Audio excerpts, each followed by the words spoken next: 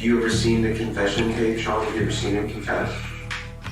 I saw a clip of him in the interrogation room. As far as the full confession video, I have not seen. No. We have some of that confession video here. Is that something you'd be willing to look at with us, or do you? I would be interested to view that, yeah. The day this happened, when did you decide that you were going to kill this person? Probably before she got in the car, because I was just looking for somebody to kill.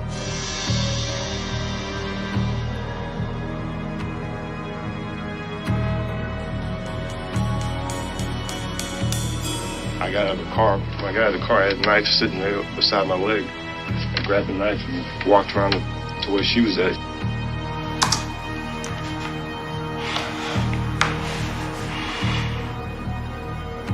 It's hard, huh?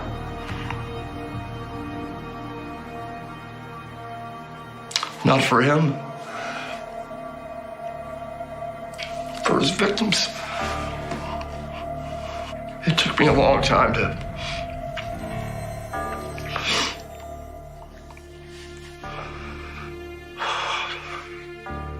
It took me a long time to stop feeling sorry for him. I was feeling bad for the wrong person.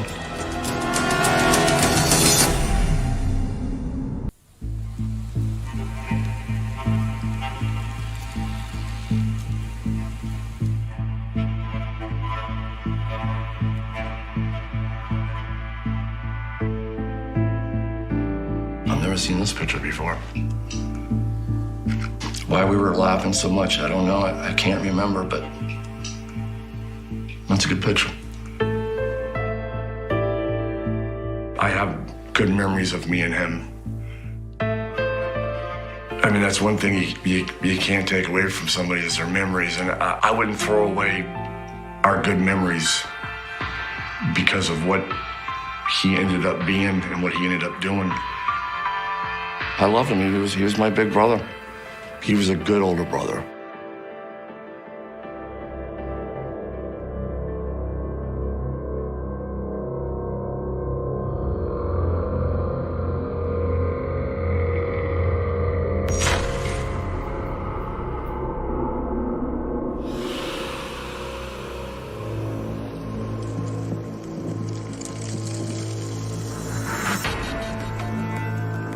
He learned at an early age that if there was something that he wanted, regardless of if it was his or not, he would just go get it, take it. It always fascinated me that he didn't care if they knew that he took it, but he would take it anyway. And he would take anything.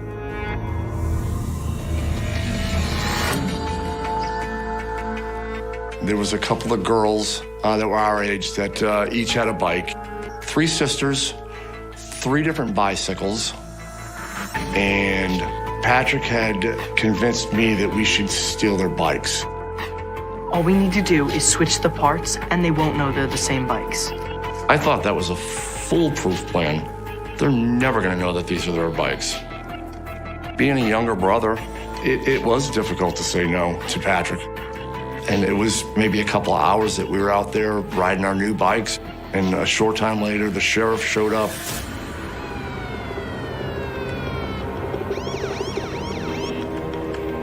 I was terrified. I was absolutely terrified. I didn't want to go to jail. Patrick, on the other hand, it didn't affect him. Where did these bikes come from? You could tell, looking at him, that he didn't think it was wrong.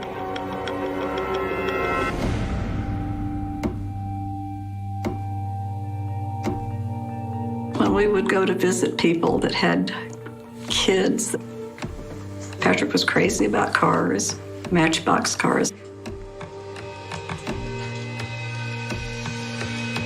We would have to check his pockets before we left because he would put the cars or anything else that he wanted in his pockets. And He couldn't understand, why he can't take these things. It never registered with him that they don't belong to him.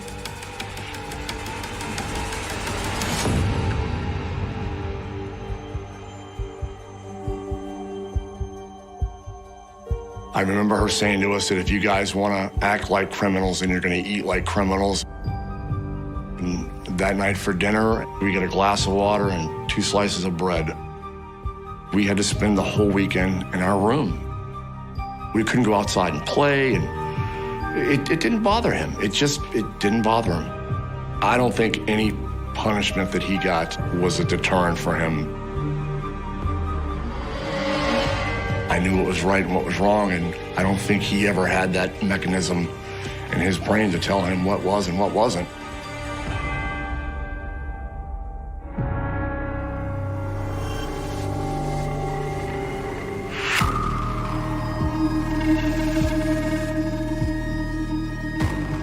I remember the time that Patrick convinced me to get into a clothes trunk. I don't know if I want to play this game. Come on. Don't be a baby. It's fun. He said he would only keep me in there for a couple of seconds. All you need to do is get inside and count to 100. You'll let me out if I get scared? Yes, I'll let you out if you get scared. Promise. So I agreed to do it. I got into the trunk.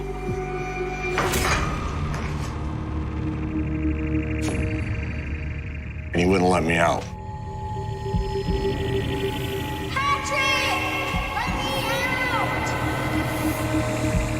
Terrified me, absolutely terrified me. It was hot. Not much air left in there when you're screaming and yelling.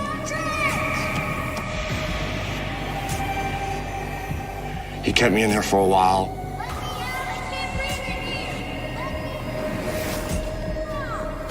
He was grabbing the handles and shaking it. What's the matter? You gonna cry? My father was at work. It was just me and him at the house. Basically, I had to wait for him to open it. Very traumatic. He eventually let me out.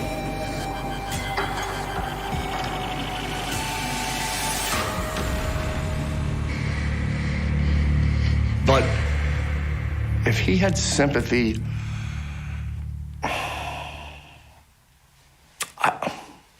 I don't think he did. I can't think of any time that there was sympathy. I don't recall ever him apologizing about anything to me, ever.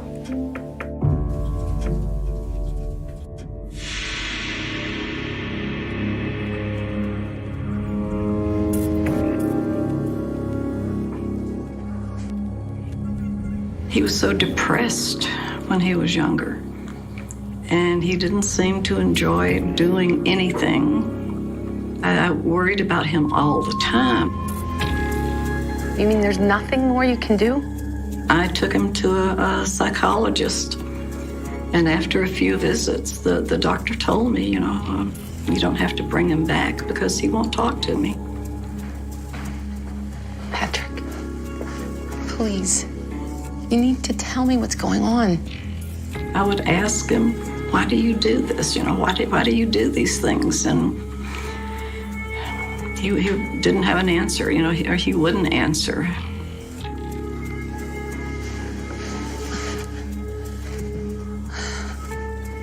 I tried, but there was nothing I could do to help him.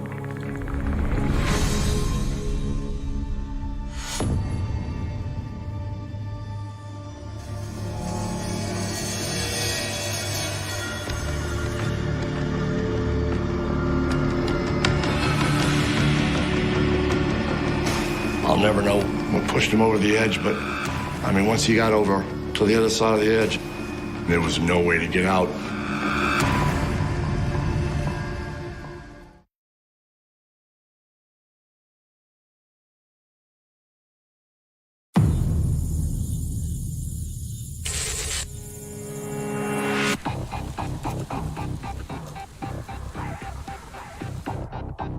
the older he got, the bigger his crimes got.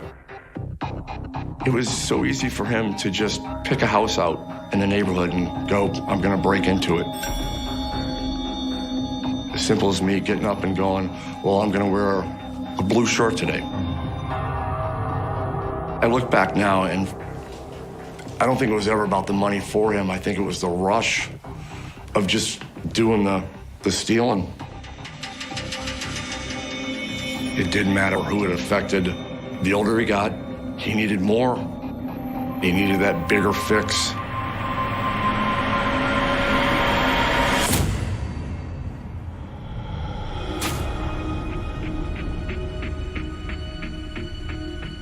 I can't tell you how many times, from the time he went in the juvenile for the first time to the last time he was on death row, how many times in between he was in and out of jail.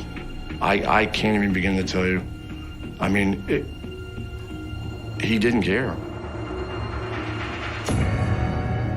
It just baffled me that it didn't faze him.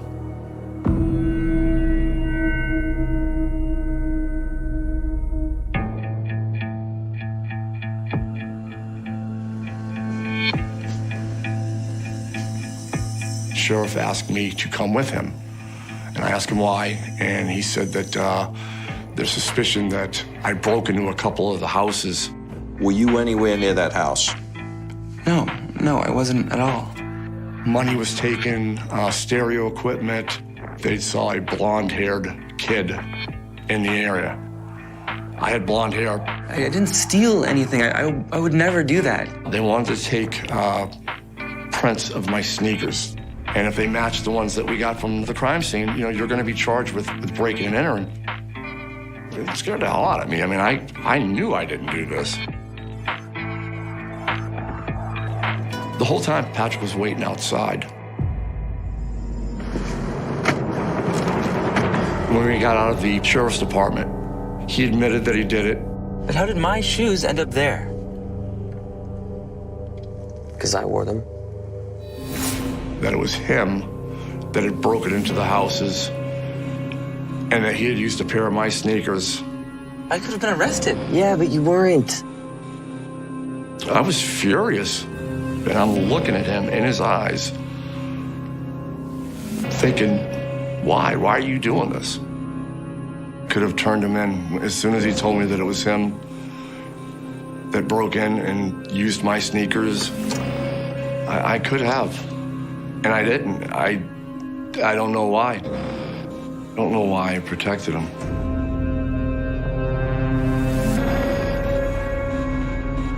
They dropped the charges against me because my sneakers didn't match. The fact that I had two pairs of sneakers and the ones that I was wearing were not the ones that he used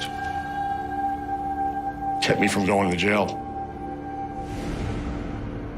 You look back now and you wonder, well, what if I did get charged for it? He stepped up and said, hey, it wasn't my little brother, it was me. I don't know. I can't remember my mother's reaction after, but they did argue about what he did, his actions. She knew it was him. She knew it was him. You're still doing this. What is wrong with you? There were arguments, a lot of arguments. There was one time that I was really afraid of him. I didn't raise you to do this. Don't walk away from me. I am talking to you, Patrick. I had followed him into his room. I am so sick of this. I was yelling. He was yelling. Look at me.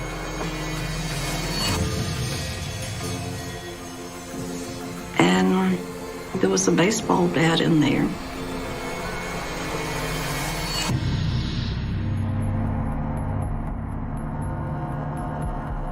He holds it up, and just for a split second in his eyes, I could tell that he wanted to hit me with that. Just a split second. And then it was gone. And he put the bat down.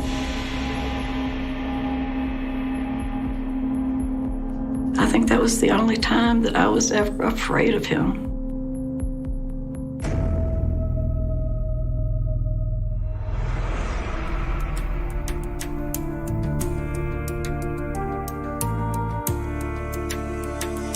Patrick was in jail in Georgia, my father had gotten a new apartment, and it was going to be a new fresh start for me and my father. One day, I got a knock on the apartment door, and I opened it up, and it was Patrick. Hey, Sean. Patrick? I had not seen Patrick for 3 or 4 years. He said, I just got out of jail in Georgia, and I'm up here to make a new start. I wondering if I could stay with you and Dad.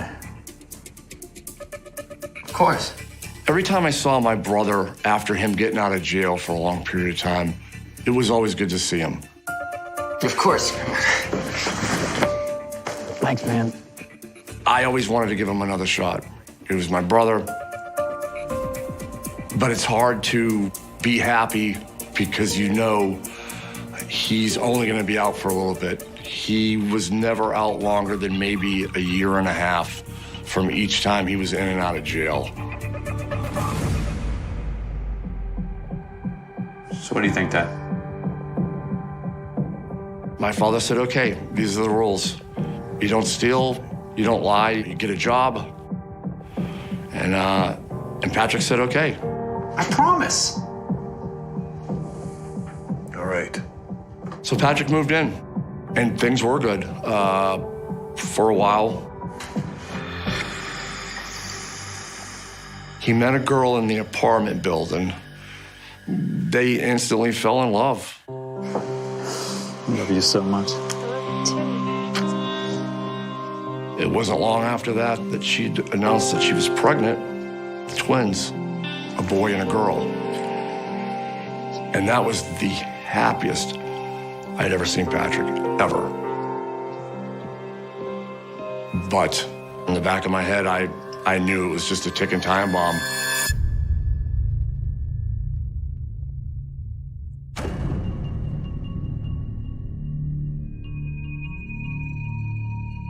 That's when things started changing. He became very, very obsessive with trying to get her back because she still was gonna give birth to a son. I can make this work. I can make this work. He wasn't coming home each night as much as he used to. Where he was going, I don't know. But I don't think me or anybody else had any idea what was gonna happen. He went from the happiest guy in the world to the evilest person I know in such a short amount of time. And I didn't expect what he did.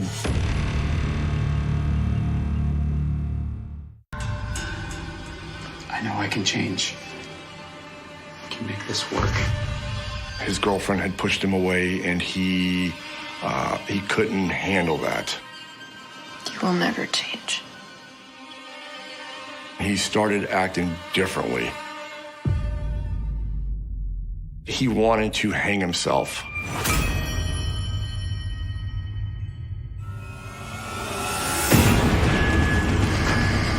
He tied a rope around the ceiling and tied the other end of the rope around his neck. Come on, come on, come on. You can do it. He waited several minutes.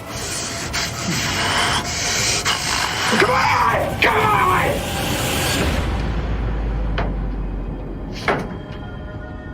But he chickened out. He couldn't kill himself. Had he not chickened out, the world would have been a better place.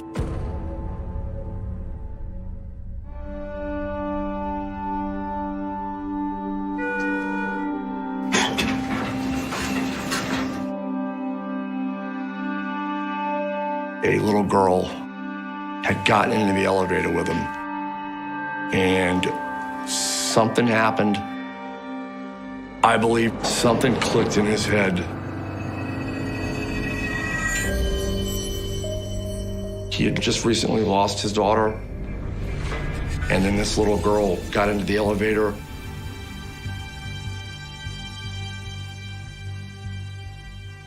He attempted to strangle her with her screams and the elevator stopping on the floor that she was going to. She was able to get away.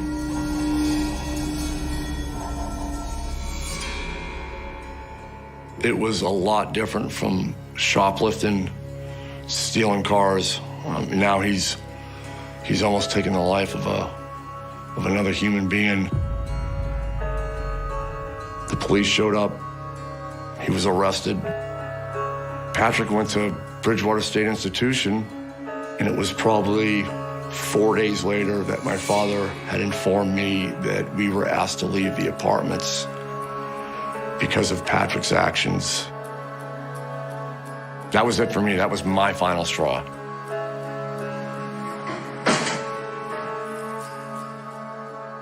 It was the first time that I said, I hate him and I don't want anything to do with him. And that was it. I didn't see him for a couple years after that. My father moved in with his girlfriend. I moved back down to Georgia. Met a wonderful woman. We started a family and we moved down south. Found a good job, got into a trade. Things were going great. Until you get that knock on the door.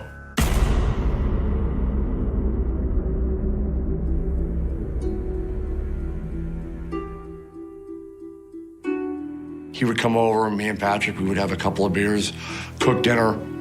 That was only because he was my brother. I mean, had he just been some friend, I would have given up on him a long time ago, but I didn't see any of that dark side from him. I went back to that, I think I can help him this time mode. That's when I started having brotherly talks, little brother talking to big brother finally about life and what you got to do to get yours in order.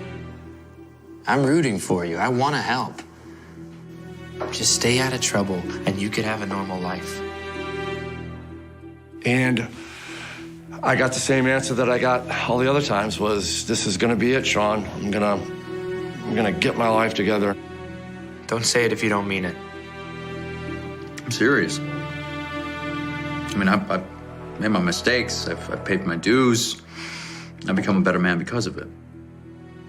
Things were going good. He got a job at a dealership. He was making good money. He was really good with my son and my daughter. Thanksgiving, Christmas. The holidays were really good. Those were good times at first. But he started getting weird again. Looking back now, maybe I knew that I would never fix him. You know, you can't help somebody that doesn't want to help themselves.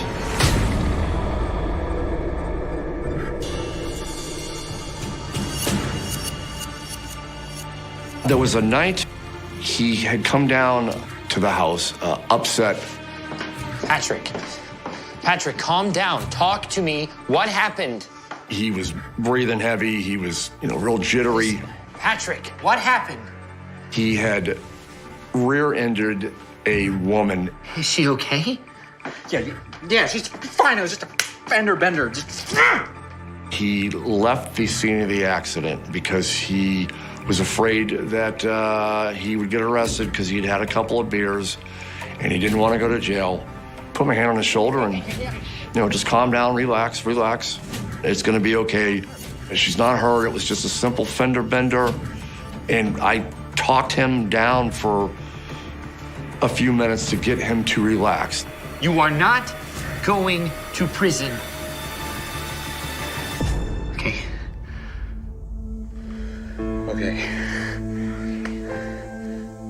To this day, I still question my judgment, not convincing him to go to the police about the rear end.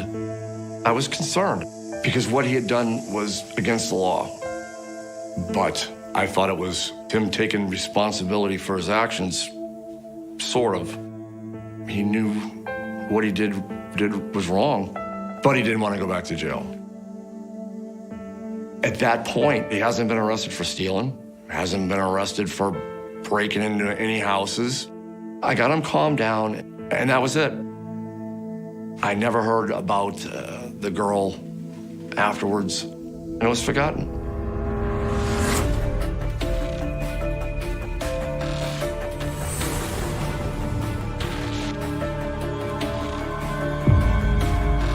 I remember going, no way. No, that's not, no. There's no way that Patrick did that. And that was just the first body.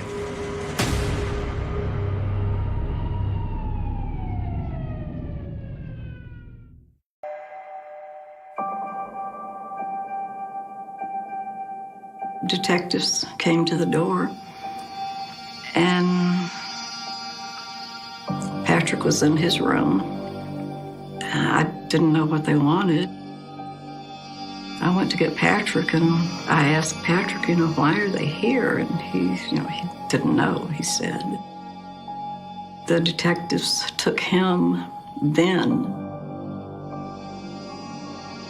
I'm thinking that, it can't be too bad, maybe another break-in or, something like that.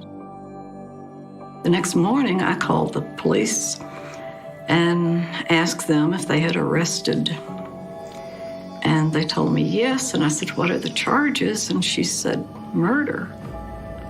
And I said, no. I said, you've got the wrong kid, that can't be. And she said, yes, it is. I was in shock. I couldn't believe it. It just, break-ins, yes, but not murder.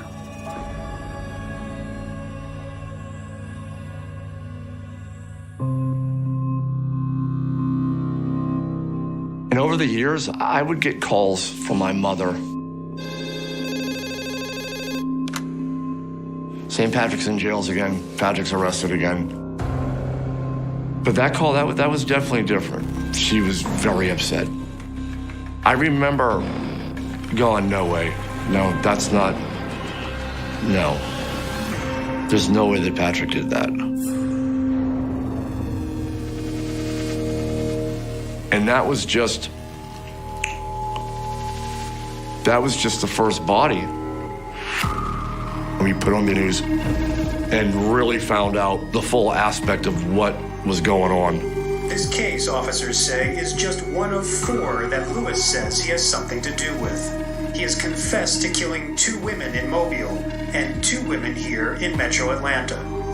All those years, it was just breaking into cars, breaking into houses. For him to go from that to murdering, it was absolutely shocking.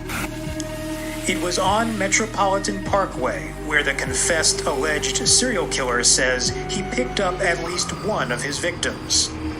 He even told officers where to find the murder weapon to one of his alleged crimes. This is the one that they found in Atlanta, in my uncle's home.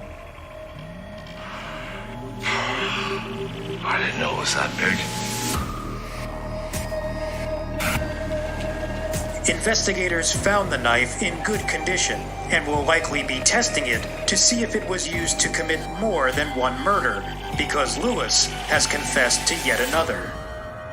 I don't think it was too long after he was arrested that he confessed to everything. The day this happened, when did you decide that you were going to kill this person? Probably before she got in the car, because I was just looking for somebody that killed so very much. She needed to look somewhat like his ex-girlfriend. Brown hair, a little bit long. I believe all the girls fit that profile. She was just there. It wasn't like I planned to pick her up again. It could have been her or somebody else. Yeah, it could have been anybody. Okay. I believe one of the women was 8 months pregnant.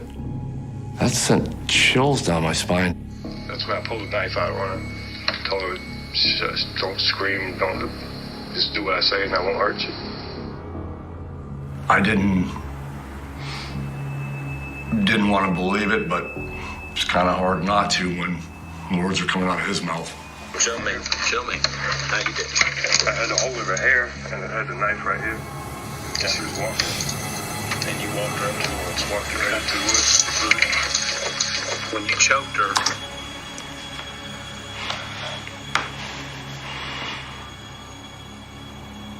just didn't care. I just can't listen. He just didn't care.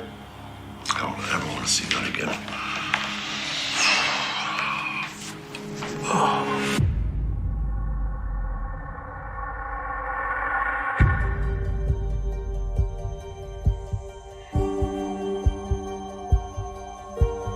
I think everybody that knew him probably stepped back and went, you know, where were the signs at? You know, was there something that we missed?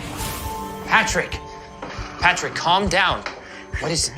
The night that he came to the house after rear-ending the girl, I later found out that it was not an accidental rear end, that he had stalked her. I had no clue. And I don't think that my mother questioned where he was or how late he was staying out. Maybe she knew something was happening, motherly instincts. I don't know. There was one thing, now that I think about it. I went to use the washing machine, and he had clothes in the washer. And even his shoes, his sneakers, were in the washer. I took his clothes out of the washer, you know, put them in the dryer. And I didn't really think anything about it. It just didn't dawn on me that anything was wrong.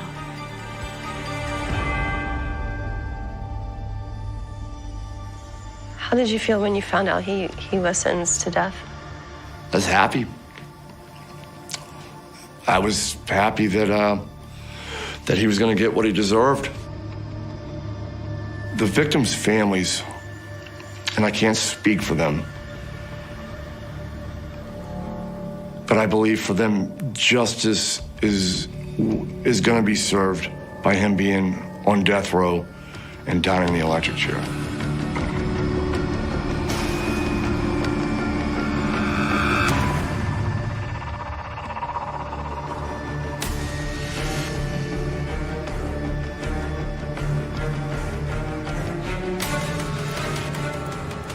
It was hard. It was real hard to understand how she could choose him over me.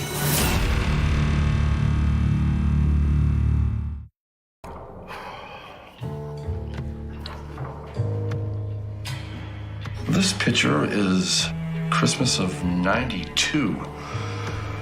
My mother's in the middle, Patrick's on the right, and that is me on the left. It's clear that my mother's very happy in that picture. But to see him in that now, knowing that he had already started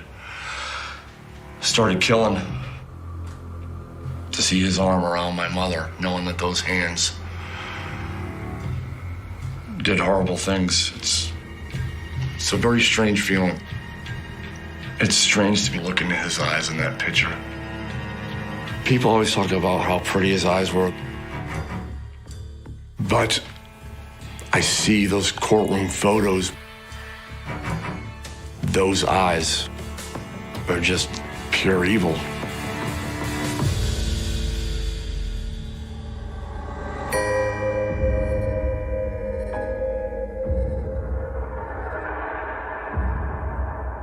If I could have changed places with him at any time, I would have.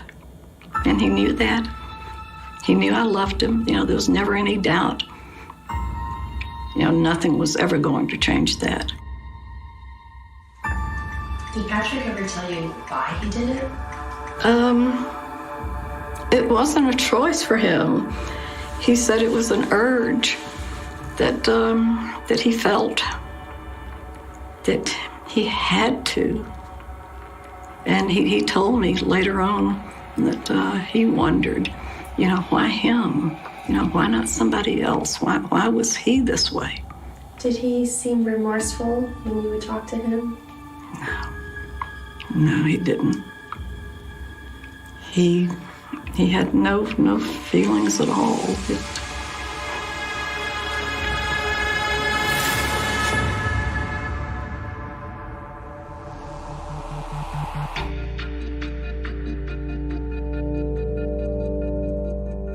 thought she was insane. I absolutely could not. I couldn't believe it. I kept asking her, Mom, move up here. Please come up. Please move up and be with your family. You know I have to be here for him. She was obsessed. She was consumed with making sure that he had everything that he needed. So can you come with me, please? I couldn't turn my back on him, not even with the awful, horrible things he did. Unconditional love is the only way I can explain it. Okay.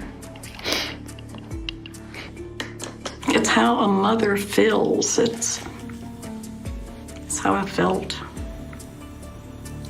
No matter what, I was going to love him. I still do. I didn't understand that.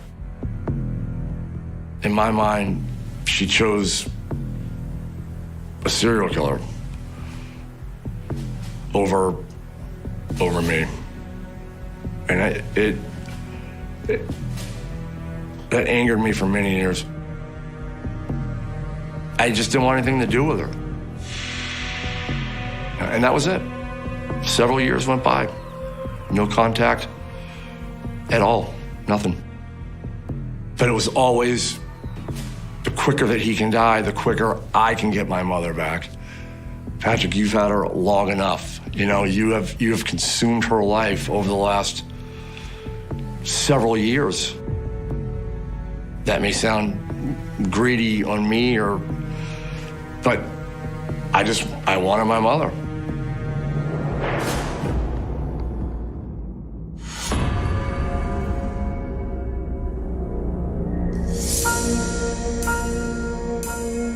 He had been to the doctor that day, and he found out that the cancer had spread and there was just no hope. We had a really good conversation. I told him, I was sorry that I couldn't have done more. And he told me that I did more than any mother would have. And I knew he loved me and he knew I loved him. And it was just a great conversation. I'm glad that she had the opportunity to hear him say that she did all that she could. That's good to know. But I absolutely felt ripped off after I found out that Patrick died, because I was going to go to the execution, and I absolutely felt robbed of that opportunity. Why did you want to watch it?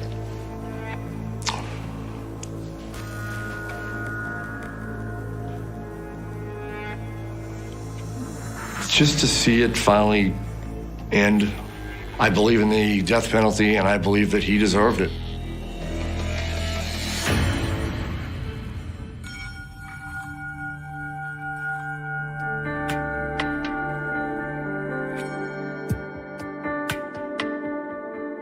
Even after Patrick had died, I still didn't want to talk to her. Since he's passed, she has continued to live there, 1,100 miles away from me and the rest of her family.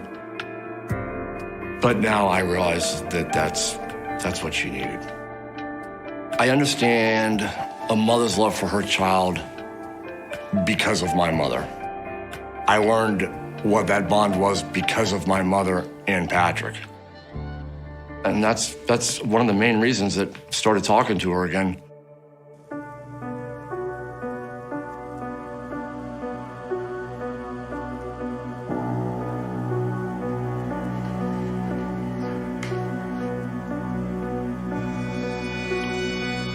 "12 years is a long time not to see a picture or anything. I had no idea what she looked like. It's been a long time since I've talked to her about him. That was one of his birthdays. He looked happy. Yeah, he did. Hopefully it'd be my time now and we could start having a life together. I missed out on a lot. Seeing my grandkids grow up. Last time I saw them, they were kids. Now they're adults. I held a lot of anger for all those years. And I don't anymore. It started with a knock at the door that no one expected. A rattle of urgency in the quiet suburb of Riverside, California, a neighborhood that had long prided itself on its safety, on the illusion that the darkness stopped at the edge of manicured lawns. The year was 2005, a spring evening that promised nothing more than the usual hum of sprinklers and the distant bark of a dog. Inside a modest home on Oakwood Drive, the walls bore the silent witness to a family frozen in disbelief. A mother stirring tea in the kitchen, her hands trembling, the mug shaking slightly, the steam twisting in the air like ghostly fingers, and a father staring blankly at the door, sensing instinctively that the world they had known was about to shatter. Their daughter, Emily Parker, 17, a bright girl with a laugh that lit up the room and a love for photography that seemed to capture everything she saw, had vanished without a trace 2 nights ago. Her room was untouched, her bed neatly made, the open window letting in the scent of jasmine and the faint whiff of exhaust from the street, but nothing that pointed to where she could have gone, who could have taken her, or why. The neighborhood was quiet, eerily quiet, as though it too was holding its breath.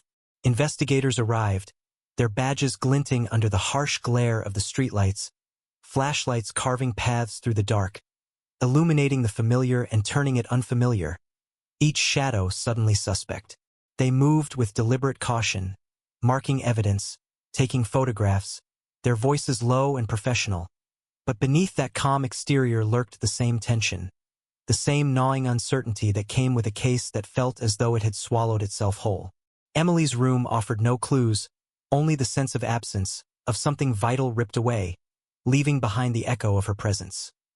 Her diary on the nightstand, open to a page filled with teenage musings, a photo of her and her best friend from school pinned to the corkboard, a backpack neatly placed in the corner.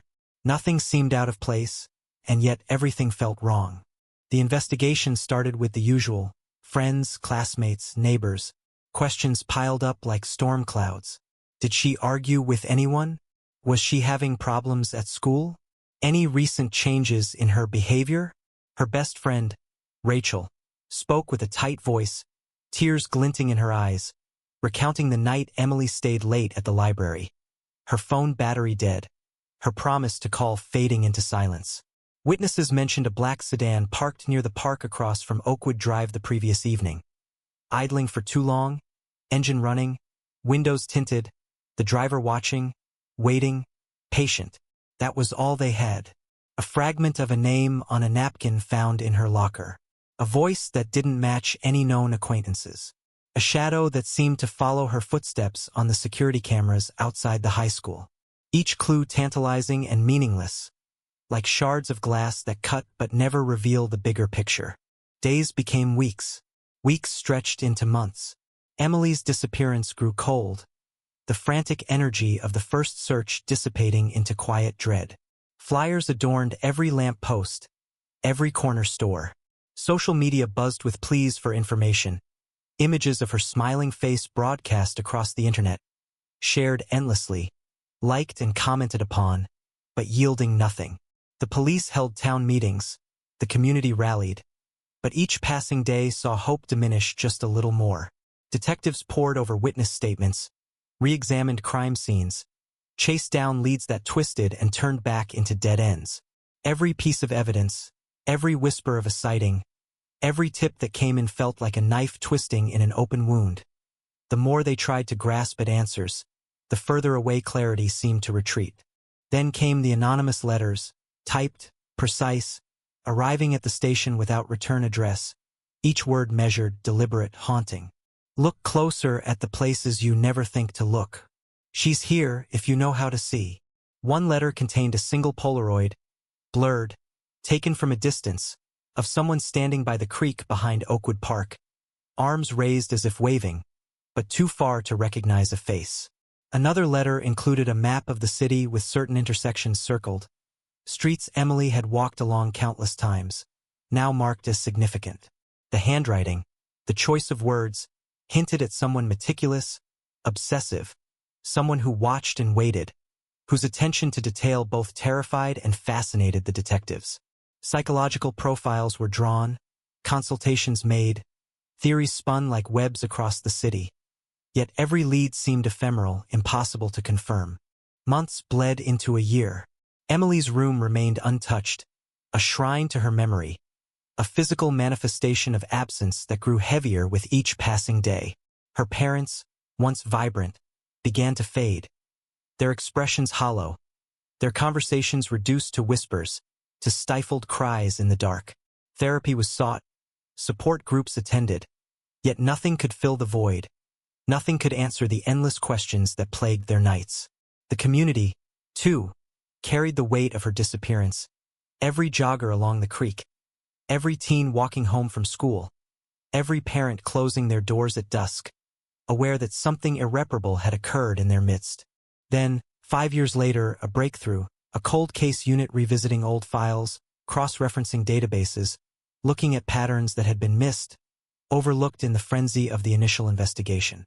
A DNA match from a minor crime in a neighboring county triggered a connection no one had seen coming.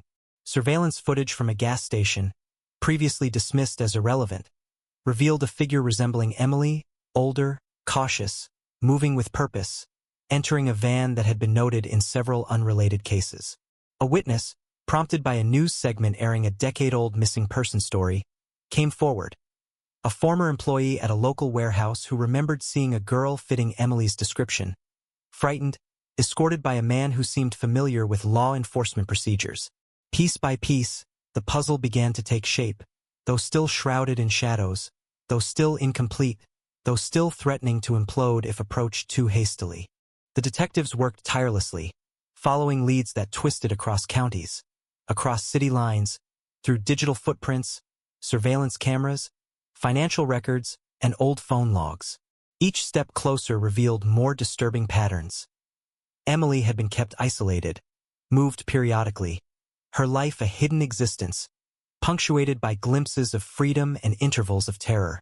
Every call to her family unanswered, every attempt to reach out silently thwarted, as if someone was always watching, always controlling, orchestrating a narrative they alone dictated.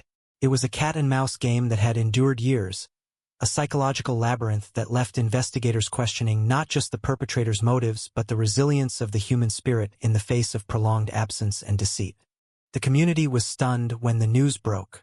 Emily had been located alive, her escape a mixture of cunning, timing, and luck, finally allowing authorities to piece together the final days of her captivity. Her return was quiet, understated, a late-night arrival under the glare of emergency lights, a flurry of activity, flashing cameras, officers murmuring orders to contain the scene, to shield the family from the chaos outside. Her parents collapsed into each other's arms, tears mingling with disbelief, joy entangled with trauma, relief shadowed by the stark reality of what had transpired. The city exhaled collectively, yet underneath that exhale lay a haunting question. How had this gone unnoticed for so long? Who had let the darkness fester in plain sight? How many eyes had turned away, unknowingly complicit in the prolongation of her suffering? As investigators pieced together the events that had led to Emily's disappearance, the narrative revealed a sinister clarity. The perpetrator had been methodical, patient, exploiting gaps in the system, exploiting trust, exploiting human tendencies to overlook subtle irregularities. Each action, each manipulation, each silence was deliberate, calculated to avoid detection, to maintain control. The family's anguish, the community's concern, the police's desperation, all became tools in a game of power and secrecy. Yet the final unraveling came not from brute force or confrontation, but from a meticulous examination of digital traces, from connecting dots previously considered isolated, from persistence that refused to bow to time or frustration. The truth, once obscured by layers of deception, finally emerged in stark relief, exposing not just the perpetrator's identity, but the chilling depth of premeditation that had kept a young girl imprisoned in plain sight, in the shadow of everyday life. And as Emily began the slow process of reclaiming her life, as the family attempted to navigate the treacherous waters of post-traumatic reality, the community remained forever altered, acutely aware that beneath the veneer of suburban tranquility lay vulnerabilities, shadows, cold cases waiting to be solved, stories of absence and fear that could erupt at any moment. Emily's story became both a cautionary tale and a testament to endurance, a reminder that even in the darkest corners, persistence, attention, and unrelenting scrutiny could eventually pierce the fog of secrecy, yet leaving behind a residue of shock, disbelief, and an unshakable sense of vulnerability that lingered long after the headlines faded. The early morning air carried the acrid scent of smoke and gasoline, remnants of fires long since extinguished but lingering in memory, as detectives returned to the sites once considered ordinary, mundane, places overlooked in the chaos of a missing person search. Every alley, every overgrown lot, every quiet cul-de-sac became suspect, a potential hiding place, a silent witness. The shadows seemed to twist differently now, as though aware of their newfound importance, and each corner revealed a story that had been whispered but never truly heard. Emily's footsteps, imagined or recalled from witness testimony, were retraced over cracked sidewalks and gravel paths, her presence reconstructed in the minds of those searching, a ghost that refused to be contained by time or space. The detectives mapped every possible route she could have taken, overlaying old patrol logs with new intelligence, connecting intersections, bus stops, convenience stores, each point a potential pivot in the unfolding narrative, each intersection a choice, a moment where freedom or captivity hung in the balance. The black sedan had not disappeared. It lingered in memory and record, its license plate fragmentary but persistent, sightings reported across neighboring towns. Yet each lead was just out of reach, a phantom traced in headlights, a vehicle that existed in multiple reports yet defied capture. Witness statements grew more detailed as time passed. A street sweeper recalling a vehicle parked near the park, the rustle of movement from the shadows behind the chain-link fence, a man leaning against the hood, smoking, scanning, waiting. That single detail, insignificant in 2005, now became a linchpin, a clue that required meticulous cross-referencing against driver records, past offenses, and known associates of similar criminal patterns. The detectives dug, hours turning into days, days into nights, sifting through mountains of files, some yellowed with age, some digital, encoded in ways that demanded patience, expertise, and a relentless obsession that bordered on compulsion. Every paper, every photograph, every recorded statement became a piece of a mosaic, a map leading toward revelation, each fragment dangerous in its potential, each clue threatening to unravel both investigator and suspect if mishandled. Emily's family was drawn back into the vortex, their lives forever intertwined with the investigation. Their trauma reignited as new leads emerged. Her father, once stoic, now harbored a quiet rage, a burning need to understand, to reclaim the normalcy stolen from them. Her mother oscillated between hope and fear, grasping at fragments of information, replaying old conversations in her mind, questioning every interaction, every decision made, wondering if any warning had been overlooked, if any detail might have prevented the years of absence. Friends were interviewed again, colleagues revisited, neighbors questioned, as the detectives sought to reconstruct not just Emily's physical path, but the psychological landscape imposed upon her during captivity. The tension was palpable, the air heavy with anticipation and dread, as the pattern emerged. Emily had been watched, her movements anticipated, her routines studied, the perpetrator exploiting the predictability of adolescence to orchestrate a disappearance that defied detection. Technology, once limited, now played a crucial role. Old surveillance tapes, grainy and incomplete, were enhanced, digital traces traced back through years of phone records, emails, online forums, and financial transactions. Each discovery brought relief and terror in equal measure. Relief that a path forward existed, terror at the calculated sophistication of the perpetrator. The detectives marveled at the meticulous nature of the crimes, the patience required to maintain control over years, the manipulation of circumstance and perception that had rendered Emily invisible. Every device, every connection, every digital footprint became a testament to the evolving landscape of crime, the interplay between human cunning and technological capability, the ways in which a single life could be concealed in plain sight, a cold case suspended in time until persistence broke through the veil. The media surged, hungry for details, amplifying the tension, reporting with both urgency and sensitivity, broadcasting Emily's story, her recovery, the unraveling of the decade-long mystery. Headlines screamed, "Cold case solved," "Family stunned," "Unthinkable captivity uncovered." The public responded with a mixture of awe and horror, commenting, theorizing, struggling to reconcile the notion that someone could live under such circumstances for years, that a child could be taken and hidden in the shadows of society, shielded by silence, secrecy, and the complicity of circumstance. The community's collective consciousness was rattled.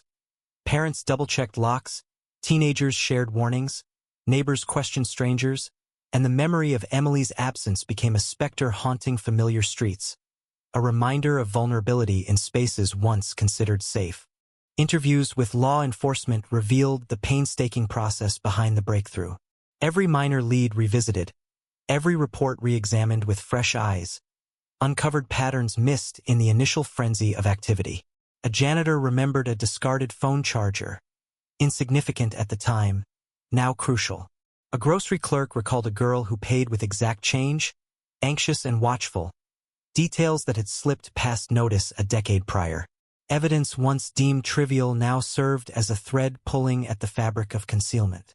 Detective meetings were intense, minds combing through layers of information, questioning motives, revisiting assumptions, challenging memory and perception. The case became a study in human resilience, both of the victims surviving captivity and the investigators refusing to yield to temporal decay, letting every nuance inform their understanding and guide their decisions. The perpetrator's methods, once invisible, began to crystallize. Emily had been moved regularly, isolated in locations chosen for privacy, for ease of control, for minimal risk of accidental discovery. Patterns emerged in timing, in the selection of routes and hiding places, in the manipulation of those around her to enforce compliance without detection. The psychological manipulation was subtle, almost imperceptible. Kindness mingled with threat, guidance with restriction, hope dangled to reinforce obedience. The complexity was staggering, a reminder that crime was often an exercise in patience, observation, and human insight rather than brute force alone. Each revelation brought a mixture of relief, horror, and awe, illuminating the depths of calculation, the precision of planning, and the danger inherent in underestimating human cunning. For Emily, the first moments of freedom were disorienting, a mixture of joy and terror. The world outside, familiar yet alien, confronted her with sensory overload. Sunlight sharper than remembered, sounds louder, scents more vivid. Her parents clung to her, needing physical proof that she was alive, present, tangible, while simultaneously attempting to shield her from the media frenzy and the intrusive questions of strangers. Recovery was complex, psychological trauma intertwined with relief, grief mingled with newfound hope. The detectives facilitated interviews, debriefed her carefully, extracting critical details for closure, mapping the perpetrator's movements, piecing together the chronology of captivity, each recollection adding depth to the understanding of the crime and the level of control exerted over her life. Community reactions were immediate and multifaceted. Relief and celebration mingled with disbelief and fear. Citizens questioned how such prolonged concealment could occur, what systemic failures allowed it, how many other cases might be hidden just beyond notice. Awareness campaigns surged, advocating vigilance, reporting, and the empowerment of those at risk. Yet, under the surface, a persistent unease remained. The perpetrator, while apprehended, had operated undetected for years, challenging assumptions about safety, oversight, and the predictability of evil. The cold case, once dormant, left an imprint, a shadow that lingered in memory, reshaping perceptions and behaviors, a cautionary tale embedded in the communal psyche. Detective narratives, rich in detail, recounted the relentless pursuit, the euphoria of breakthrough tempered by the sobering reality of what had transpired. Each step forward demanded care. Witnesses revisited, alibis confirmed, statements corroborated, forensic evidence analyzed with the precision of a surgical procedure. Time, once an obstacle, became an ally in understanding patterns, tracking minor inconsistencies, and connecting isolated incidents into a coherent framework.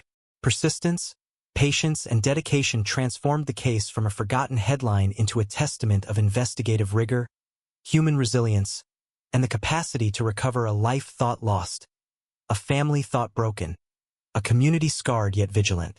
The story of Emily Parker became emblematic of both horror and hope, a narrative threaded with tension, mystery, and eventual revelation.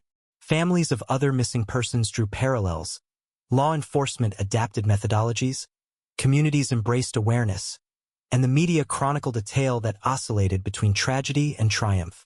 The emotional landscape was complex, a spectrum from despair to elation, from trauma to healing, each moment underscored by the enduring reality that the world contained shadows as well as light, concealment as well as revelation.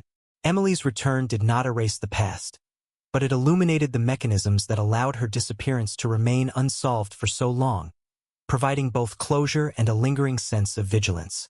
The sun rose over Riverside with a deceptive calm, golden light filtering through the smoggy haze, casting long shadows over streets that had seen secrets, silence, and suffering. Emily's family awoke to a world forever altered, their home no longer a sanctuary but a stage for memories both vivid and haunted.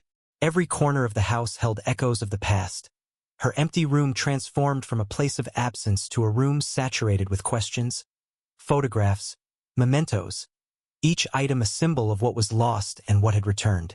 Detectives returned repeatedly, not just to collect evidence, but to capture the nuanced truth of what had been endured, knowing that the narrative pieced together from a young girl's memories, fragmentary and disjointed, required delicate reconstruction.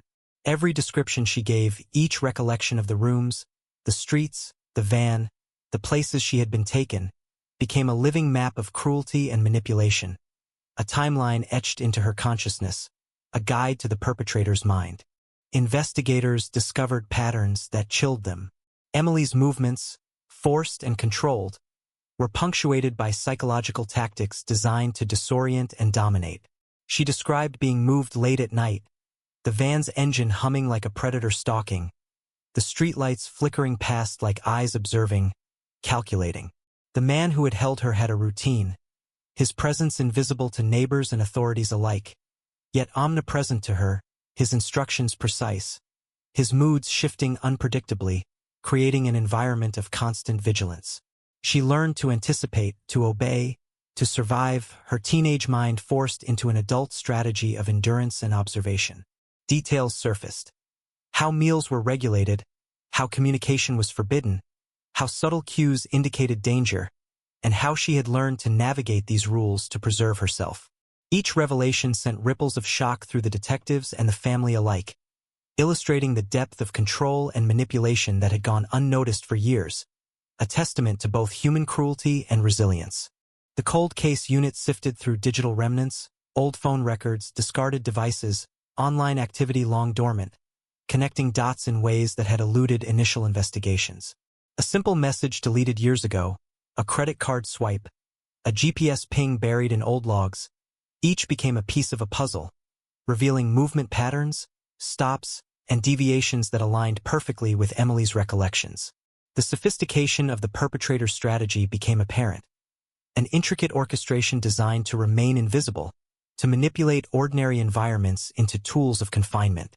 The detectives reconstructed his logic, his choices, his adaptation to obstacles, realizing that this was not a crime of impulse but a meticulous, prolonged strategy of control and evasion.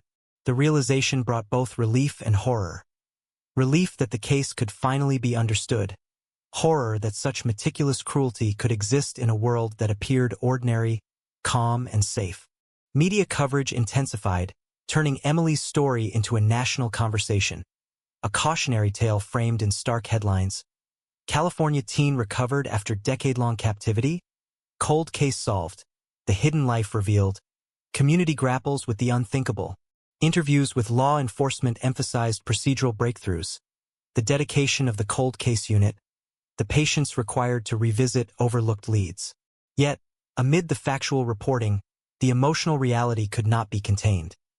The raw trauma of a teenager forced to navigate captivity, the quiet despair of a family deprived of certainty, and the lingering unease of a community suddenly aware that evil could operate unnoticed in plain sight. Parents whispered warnings to children, neighbors scrutinized strangers, and the ordinary routines of life were shaded with suspicion. The collective psyche altered by the invisible presence that had long haunted their streets. Emily herself became a reluctant spokesperson for awareness, her narrative shaping public understanding of abduction and captivity. In carefully controlled interviews, she described fear, adaptation, moments of hope and despair, the constant psychological negotiation required for survival. Her account was fragmented yet vivid, oscillating between mundane observations and moments of intense horror. The texture of the van seat beneath her hands, the hum of fluorescent lights in empty warehouses, the indistinct voices in corridors that masked danger, the quiet strategies of compliance that had preserved her life. Each fragment provided investigators with clarity. Each description reinforced the magnitude of the control exerted over her. Each pause between words a silent testimony to the years of fear endured, the self-preservation honed, the resilience forged in captivity. As investigators traced the perpetrator's actions, a pattern of manipulation emerged. He had blended in, relied on ordinary environments, exploited predictability, and understood human behavior in a way that allowed him to remain undetected. Previous encounters with law enforcement, minor infractions, and reports that went nowhere became part of a tapestry of avoidance and strategic foresight. The realization was chilling. A man who could manipulate, intimidate, and conceal, using both environmental and psychological tools, operating in the shadow of everyday life, leaving no overt trace, yet exerting absolute control over another human being for years. The detectives mapped the behavioral timeline, cross-referencing with Emily's memories, confirming the meticulous orchestration, the patience, the cruel ingenuity, and the constant threat underlying each seemingly mundane movement. The family, while grateful, grappled with an array of emotions: relief, anger, residual fear, and a profound sense of intrusion. Every object in the home, every street corner, every familiar face in the neighborhood carried new significance, hints of danger now evident where none had been perceived. Parents found themselves replaying daily routines, questioning past interactions, imagining the invisible observer, the silent manipulator, the hidden predator. Friends and neighbors also confronted this new reality, the ordinary becoming suspect, ordinary trust recalibrated. Emily's homecoming had lifted her physical presence from absence but left an emotional landscape fraught with shadows, a reality layered with the remnants of prolonged trauma, a community irrevocably altered by the revelation of hidden cruelty in the midst of normal life. Psychologists and trauma specialists worked alongside law enforcement to document the effects of captivity, control, and manipulation. Emily's descriptions offered insight into survival strategies, behavioral adaptation, and the mental toll of prolonged confinement. Her recall of minor events, the hum of a refrigerator in a basement apartment, the pattern of footsteps on a stairwell, the fleeting glimpses of faces outside a window, became vital evidence, each sensory memory linking to locations, movements, and temporal markers crucial for reconstructing the timeline. Investigators marveled at her acuity, her resilience, her ability to preserve detail while negotiating fear, reinforcing the profound interplay between human cognition, trauma, and survival instinct. Each detail gleaned contributed not just to case closure but to the broader understanding of abduction and psychological endurance. The perpetrator, apprehended after meticulous coordination across jurisdictions, was revealed to be a figure whose normal outward persona masked a calculated, predatory nature. Law enforcement noted his adaptability, his understanding of both law and human behavior, and the chilling efficiency with which he maintained concealment. The arrest, executed quietly to prevent panic and ensure compliance, triggered waves of relief and residual fear throughout the community. Questions arose. Had there been warning signs missed? Could earlier intervention have prevented years of suffering? The answers were partial, unsatisfying, but underscored the complexity of human observation and the challenges inherent in detecting crime that relies not on violence alone, but on patience, subtlety, and manipulation. As the investigation concluded, the ripple effects extended beyond Emily and her immediate family. Law enforcement protocols were revised, cold case units reinforced, community awareness initiatives implemented. Media coverage highlighted both the triumph of persistence and the depths of calculated evil, framing Emily's survival as both miraculous and instructive. Yet beneath the headlines, the psychological and emotional aftermath persisted. Lingering suspicion, heightened vigilance, and a pervasive understanding that safety is often an illusion, and that evil can exist in plain sight, operating silently, patiently, and invisibly. The community's perception of trust, familiarity, and normalcy was permanently altered, leaving a legacy of caution, awareness, and resilience, but also of unease, a recognition that even solved cases leave behind shadows that linger long after the headlines fade. Detectives, reflecting on the years-long pursuit, emphasized the interplay of persistence, observation, and critical thinking. Every lead, no matter how trivial, every witness account, no matter how small, became crucial when revisited with fresh insight. The cold case exemplified the power of temporal distance, of returning to overlooked evidence with new perspective, revealing patterns invisible in the immediacy of crisis. Training programs incorporated lessons from the case, emphasizing patience, pattern recognition, and the value of revisiting old evidence. Emily's story, while intensely personal, became a blueprint for systemic improvement, illustrating how perseverance and attention to detail can pierce years of concealment and uncover truths long hidden in plain sight. The night sky hung low over Riverside, the stars obscured by city haze, as the quiet streets seemed to tremble under the weight of secrets long buried. Emily's return had not erased the months, years of absence, nor had it erased the memory of a shadowy presence that had loomed over her adolescence. Her family moved cautiously through their home, every creak of the floorboards, every whisper of wind through the trees, a reminder of what had been stolen, of the invisible grip that had dictated her life. Detectives pored over diagrams of the buildings where she had been held, tracing windows, doors, ventilation shafts, escape routes imagined but never used, detailing the precise orchestration that had allowed a young girl to be kept hidden for years.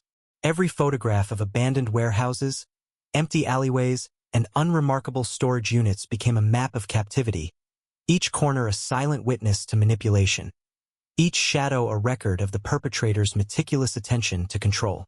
Emily described the rhythm of her days in captivity, the monotony punctuated by moments of fear and hope. The van had become a constant presence, a symbol of both constraint and motion, carrying her between locations like a ghost moving unnoticed through the city. Fluorescent lights flickered overhead in sterile rooms, the hum of machinery a constant background that blurred hours into days. Meals were regulated, interactions scripted, silence enforced. Small acts of resistance, subtle disobedience, carried enormous risk. She recalled a single phone left unattended, a fleeting moment of temptation, the pulse of adrenaline as she touched it, the fleeting hope of connection dashed when it was discovered and confiscated. Each memory became a key for investigators, unlocking understanding of patterns, routines, and psychological control, a testament to the predator's patience and the victim's endurance. Law enforcement traced the perpetrator's movements through an intricate web of financial transactions, minor legal infractions, and digital footprints previously overlooked. Gas stations, convenience stores, motels, locations once thought irrelevant, now formed a chain of evidence linking him to each move in Emily's hidden world. Officers cross-referenced records, piecing together routes, stops, and observed anomalies. The pattern was sinisterly elegant, a choreography of concealment, each decision calculated to avoid detection, each location chosen for isolation and accessibility, each interaction with the outside world controlled and minimized. Investigators marveled at the sophistication, realizing that the success of the abduction lay not in violence but in understanding human predictability, exploiting it, bending it to a meticulous design of control. The media continued to amplify the story, with footage of reunions, interviews, and investigative commentary filling screens across the nation. Headlines screamed urgency and revelation. Decade of disappearance ends. Family confronts hidden horror. Detectives uncover sinister pattern of control. Public reaction was a mixture of relief, horror, and incredulity. Communities examined their own streets. Parents scrutinized daily routines. Schools revisited security protocols. And the ordinary world seemed suddenly layered with possibility, threat, and vigilance. Emily's story became more than a recovery. It became a lens through which society examined the thin line between normalcy and menace, the ease with which control can be exerted, the vulnerability of innocence in the shadow of meticulous design. Psychological evaluations provided insight into the long-term impact of captivity. Emily exhibited resilience beyond her years, yet traces of trauma lingered. Hypervigilance, anxiety in unfamiliar settings, a heightened awareness of surveillance and observation. Therapists documented her coping mechanisms, adaptive behaviors honed for survival, moments of acute stress triggered by seemingly mundane stimuli, a van idling nearby, a door left ajar, the hum of fluorescent lighting. Her accounts, detailed and precise, illuminated the mental strategies employed to preserve autonomy in conditions designed to suppress it. Investigators integrated these insights, using them to reconstruct the perpetrator's methods and anticipate behaviors, creating a comprehensive understanding that bridged psychological experience and physical evidence. The community's response deepened, a collective grappling with vulnerability and trust. Neighborhood watch programs intensified, community meetings filled with concerned parents, and vigilance became embedded in daily routines. The ordinary streets of Riverside carried an unspoken tension, eyes scanning, cars noted, strangers questioned. Emily's story, while personal, resonated widely. The idea that someone could live unnoticed in plain sight, that routine could be exploited, that evil could operate under the cover of ordinary life. The psychological imprint extended beyond the immediate family, creating a cultural shift in perception, awareness, and the recognition of latent threats in environments once considered safe. Investigators documented the perpetrator's meticulous avoidance of law enforcement, his manipulation of perception, and his exploitation of procedural gaps. Previous minor encounters, dismissed as routine or irrelevant, formed part of a broader strategy, a lattice of concealment designed to exploit human assumptions. Each routine inspection, each patrol, each witness interaction had been anticipated, controlled, and managed. The sophistication was chilling, highlighting the intersection of planning, psychology, and opportunism. Detectives, piecing together the chronology of captivity, described moments of ingenuity, subtle coercion, and the exploitation of both trust and routine, crafting a profile that was as disturbing as it was illuminating. Emily's recovery was gradual. Initial interviews conducted with sensitivity provided critical insights. Her narrative detailed small, yet crucial observations. The pattern of shadows at night, subtle sounds indicating presence or absence of the perpetrator, the arrangement of furniture to limit movement, the psychological cues employed to enforce compliance. Each observation became a piece of evidence, enhancing the understanding of her captivity, providing context for law enforcement, and illuminating the techniques employed to suppress resistance. The interplay of trauma, memory, and perception offered a unique window into the lived experience of abduction, creating a comprehensive understanding of both victim resilience and perpetrator strategy. The arrest, meticulously planned to minimize risk, unfolded quietly. Officers approached with precision, containing potential threats, ensuring compliance, and prioritizing safety. The apprehension revealed a man whose outward normalcy masked a capacity for prolonged control and manipulation. His demeanor, calm yet calculated, reflected a recognition of prior success in evading detection, an understanding of human behavior, and an acute awareness of procedural gaps. The arrest marked the culmination of years of patient investigation, the closure of one chapter and the beginning of psychological and legal reckoning. As court proceedings began, the community and media followed with intense scrutiny. Testimonies, expert analyses, and detailed accounts provided an unflinching look at the years of captivity and manipulation. Each revelation, each detail of the perpetrator's methods, elicited shock, empathy, and reflection. Emily's voice, though quiet, carried authority, narrating a lived experience that was simultaneously personal and instructive, informing both legal outcomes and public understanding. Her narrative emphasized not only the horrors endured but also the strategies employed to survive, the resilience cultivated, and the intelligence required to endure prolonged psychological stress. The aftermath rippled outward. Law enforcement adopted procedural changes, refining cold case investigation protocols, emphasizing review of overlooked evidence, cross-jurisdictional collaboration, and the integration of psychological profiling. Schools and communities implemented safety measures, heightened awareness, and educational programs. Media coverage emphasized both the triumph of perseverance and the dangers of invisibility, creating a narrative that was simultaneously celebratory and cautionary. Emily's story underscored the potential for human resilience, the capacity of law enforcement to recover what had been lost, and the persistent shadow that such crimes cast over ordinary life. In the quiet moments, Emily's family navigated the complex terrain of reunion.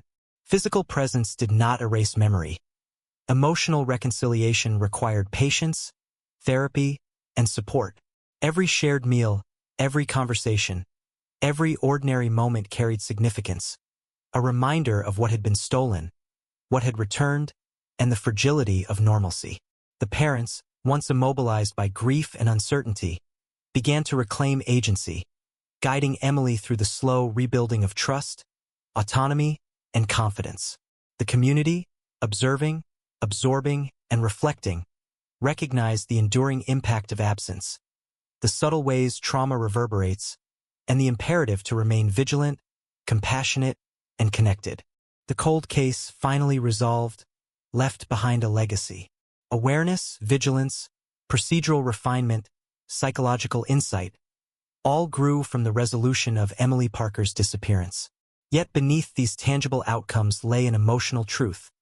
The shadows linger, the memories persist, and the human capacity for both cruelty and endurance remains vivid, an indelible mark on individuals, families, and communities.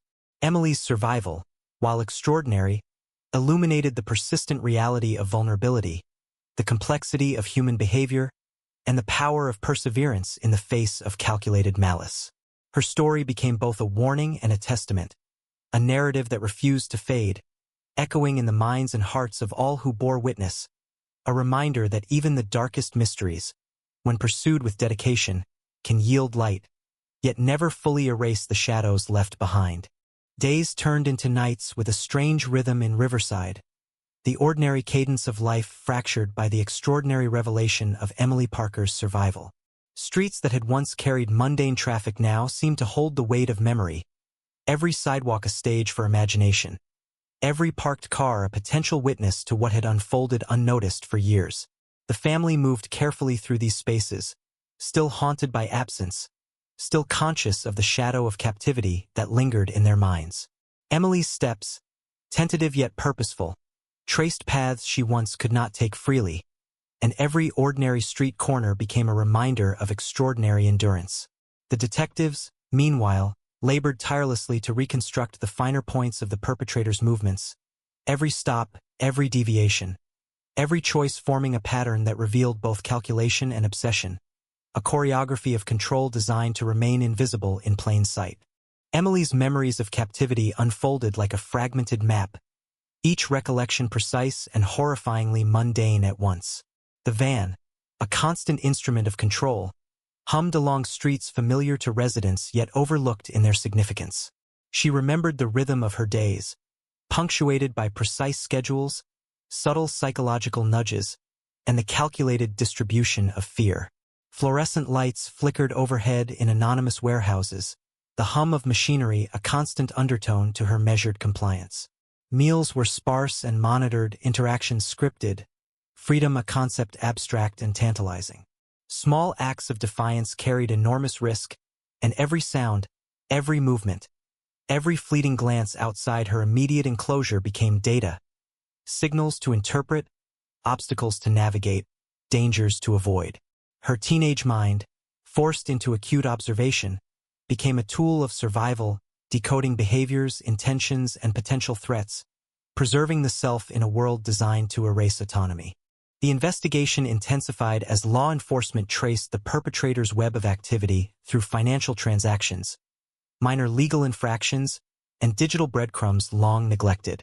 Gas stations, motels, convenience stores, parking lots, each became nodes of evidence, once invisible, now illuminated by diligent scrutiny. Every purchase, every stop, every deviation became a line on the map, connecting moments in time with locations where Emily had been moved and hidden. The pattern was both horrifying and precise, a deliberate orchestration of concealment, where ordinary environments became tools of control and predictability became a mechanism of oppression. Detectives marveled at the intricacy, the patience, and the audacity required to manipulate spaces, routines, and human perception with such unrelenting precision. The media's coverage escalated, a blend of fascination, shock, and voyeuristic intensity. Headlines screamed with urgency, "Teen returns after years of concealment," "Cold case unveils decade of control," "Community grapples with invisible threat." Each article, each broadcast, each social media post amplified the tension, highlighting the juxtaposition of relief and terror. Parents watched closely, scanning their own neighborhoods with a newfound vigilance. Schools revisited security protocols, and the ordinary rhythms of life were altered, now layered with the possibility of hidden danger. Emily's story transcended personal tragedy. It became a societal mirror, reflecting both vulnerability and resilience, fear and hope, absence and return. Psychologists worked closely with Emily, documenting both immediate trauma and adaptive strategies developed over years of captivity. She exhibited remarkable resilience, yet subtle traces of fear persisted. Hypervigilance, sudden flinches at sounds, and acute awareness of surveillance and observation. She described the psychological techniques used to manipulate her, alternating kindness and intimidation, providing false hope, punishing perceived disobedience subtly but consistently. Each recollection offered investigators insight not just into her experience but into the calculated cruelty of the perpetrator. Her narrative became both evidence and education, informing law enforcement, mental health professionals, and the public about the complexity of psychological control in prolonged abduction. Community reactions were intense and multi-layered. Relief and celebration were tempered by fear and reflection. Riverside's residents, once confident in the safety of familiar streets, now navigated ordinary spaces with caution, noting details previously ignored, questioning trust, and reassessing daily routines. Emily's story catalyzed heightened vigilance, community meetings, and awareness campaigns, embedding lessons in perception, observation, and response to potential threats. The psychological impact extended beyond immediate neighbors. It rippled through the city, shaping consciousness about safety, trust, and the often invisible presence of danger within ordinary life. Investigators analyzed the perpetrator's methods with growing clarity. He had anticipated law enforcement procedures, exploiting minor gaps, and leveraging human assumptions about normalcy. Each encounter with authorities, each routine inspection, each overlooked observation was calculated to maintain concealment. The pattern revealed a predator who relied on subtlety, foresight, and psychological manipulation rather than overt violence. Detectives constructed a detailed behavioral profile, noting ingenuity, adaptability, and persistence in maintaining control. The timeline of captivity, reconstructed from Emily's accounts, digital data, and minor clues overlooked in the initial investigation, painted a chilling portrait of calculated evil intertwined with extraordinary patience. Emily's reintegration into daily life was both miraculous and complex. Physical presence in her home did not erase psychological trauma. Each meal, each conversation, each ordinary task carried layers of significance, a negotiation between relief and fear, autonomy and lingering anxiety. Therapy sessions were frequent, meticulously structured, and emotionally intense, addressing hypervigilance, trust building, and the reclamation of normal adolescent experience. Her parents, themselves changed by years of absence, navigated emotional minefields, balancing protective instincts with the necessity of fostering independence. Each step forward a careful calibration of love, caution, and support. The perpetrator's arrest and subsequent legal proceedings added additional layers of complexity. His outward normalcy, once masked by everyday behavior, now collided with meticulous documentation of years-long abuse. Courtroom testimonies, expert analyses, and survivor accounts illuminated the psychological and physical control employed during Emily's captivity. The public followed with intense scrutiny, the media chronicling procedural details alongside human drama. Emily's narrative, though delivered with care, resonated as a testament to endurance, resilience, and the capacity for survival under extreme conditions.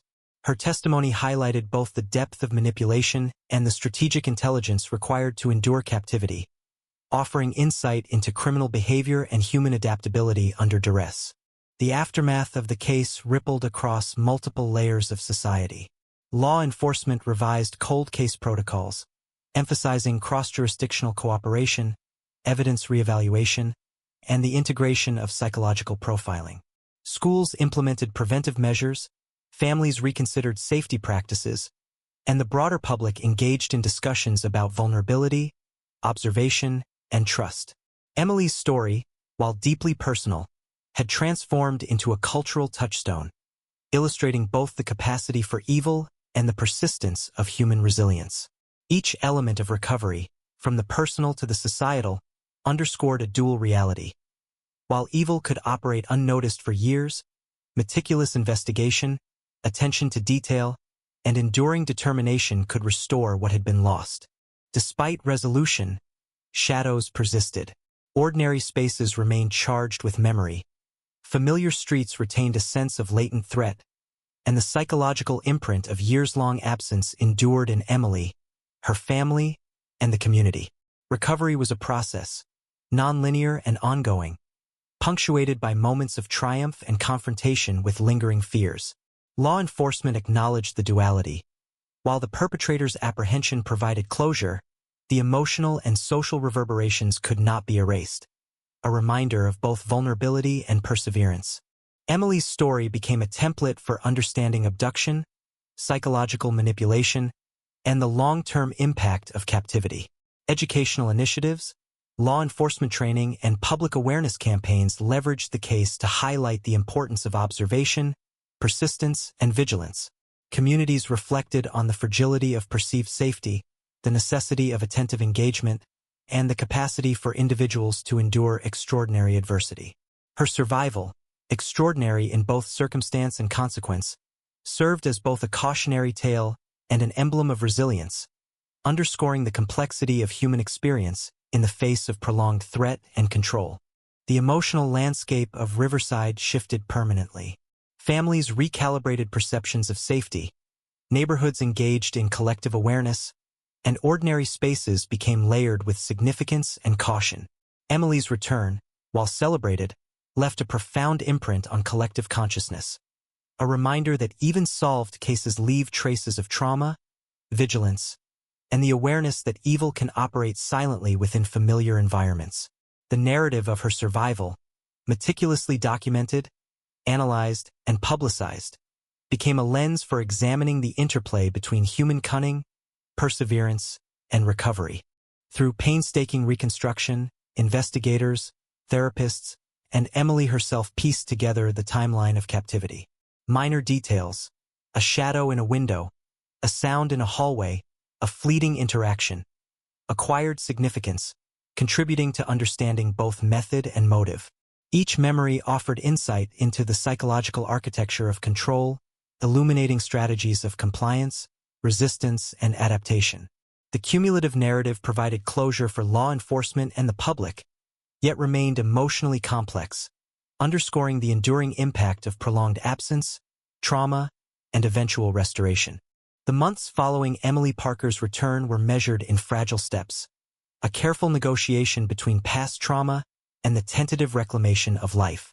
Riverside itself seemed to breathe differently, the ordinary streets suffused with a lingering tension, a collective consciousness alert to details previously ignored. shadows now imbued with potential menace. The family navigated a world transformed, ordinary routines layered with caution, mundane interactions filtered through vigilance, every familiar landmark a reminder of the invisible force that had dictated years of absence. Emily's own perception of space shifted, a hyper-awareness born from survival, a constant scanning for threat, a learned ability to anticipate danger, now repurposed for self-preservation rather than enforced compliance. Even the act of walking down familiar streets carried the weight of memory, each corner a palimpsest of past fear, each glance at a parked car or passing van invoking a reflex honed during captivity. Investigators, determined not to let the intricacies of the perpetrator's methods remain obscured, reconstructed a timeline with obsessive precision. Every stop, deviation, and interaction became a critical node in understanding the orchestration of captivity. Surveillance footage, long archived and once considered trivial, revealed patterns of surveillance and control previously overlooked. The perpetrator had not acted impulsively. He had calculated every risk, anticipated every procedural oversight, manipulated ordinary spaces into mechanisms of confinement. Gas stations, grocery stores, alleyways, warehouses, places once invisible in their ordinariness, became central to understanding his strategy. Each location, each routine, each encounter meticulously documented, painted a portrait of methodical, patient control that extended far beyond immediate observation. Emily's memories, painstakingly reconstructed with the assistance of trauma specialists, provided critical insight. She recalled the minutiae of her daily existence under captivity, the hum of refrigeration units in empty storage facilities, the rhythmic pattern of footsteps echoing across concrete floors, the subtle signals indicating the perpetrator's presence or absence. Every act of compliance, every moment of minor resistance, every fleeting chance at autonomy became a piece of evidence. Investigators cross-referenced her recollections with forensic data, digital records, and witness statements, creating an intricate lattice that revealed both the perpetrator's cunning and Emily's extraordinary resilience. The psychological depth of the manipulation became starkly evident. A balance of fear, dependency, and the occasional reward crafted to enforce obedience and suppress rebellion. Law enforcement expanded their reach, consulting experts in behavioral analysis, digital forensics, and criminology. Each new perspective added layers to the understanding of the perpetrator's methodology. Financial transactions, previously dismissed as minor or routine, revealed movement patterns and points of contact that aligned perfectly with Emily's recollections. Deleted digital footprints, small variations in timestamps, and patterns of absenteeism in surveillance records were reinterpreted with the benefit of hindsight. The process of reconstruction was painstaking, demanding meticulous attention to detail, cross-jurisdictional coordination, and a patient willingness to revisit evidence previously considered inconclusive. What had once appeared fragmented, insignificant, or contradictory now coalesced into a coherent, horrifyingly elegant blueprint of control and concealment. The media continued to frame Emily's story as both triumph and caution. Headlines underscored the duality of relief and horror. Cold case solved, decade-long captivity ends. Teen survivor reveals hidden ordeal. Riverside grapples with invisible threat. Public fascination was matched by empathy, with viewers and readers expressing both shock at the audacity of the crime and admiration for the perseverance of investigators and survivor alike. Social media amplified the narrative, creating a feedback loop of collective awareness, discussion, and reflection. Parents shared safety tips, schools revisited emergency protocols, and communities engaged in deeper consideration of both observable and hidden vulnerabilities in ordinary environments. Emily's experience, though intensely personal, became a societal lens through which risk, vigilance, and resilience were examined. Psychologists and therapists worked with Emily to navigate the complex terrain of post-captivity adjustment. Symptoms of prolonged trauma, including hypervigilance, anxiety in unfamiliar spaces, and heightened sensory awareness, were addressed through structured interventions, coping strategies, and gradual exposure to normalcy.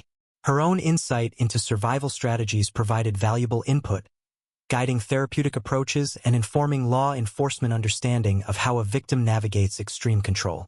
Each session contributed to both healing and investigative clarity, revealing the intersection of human endurance, adaptation, and the long-term impact of prolonged captivity.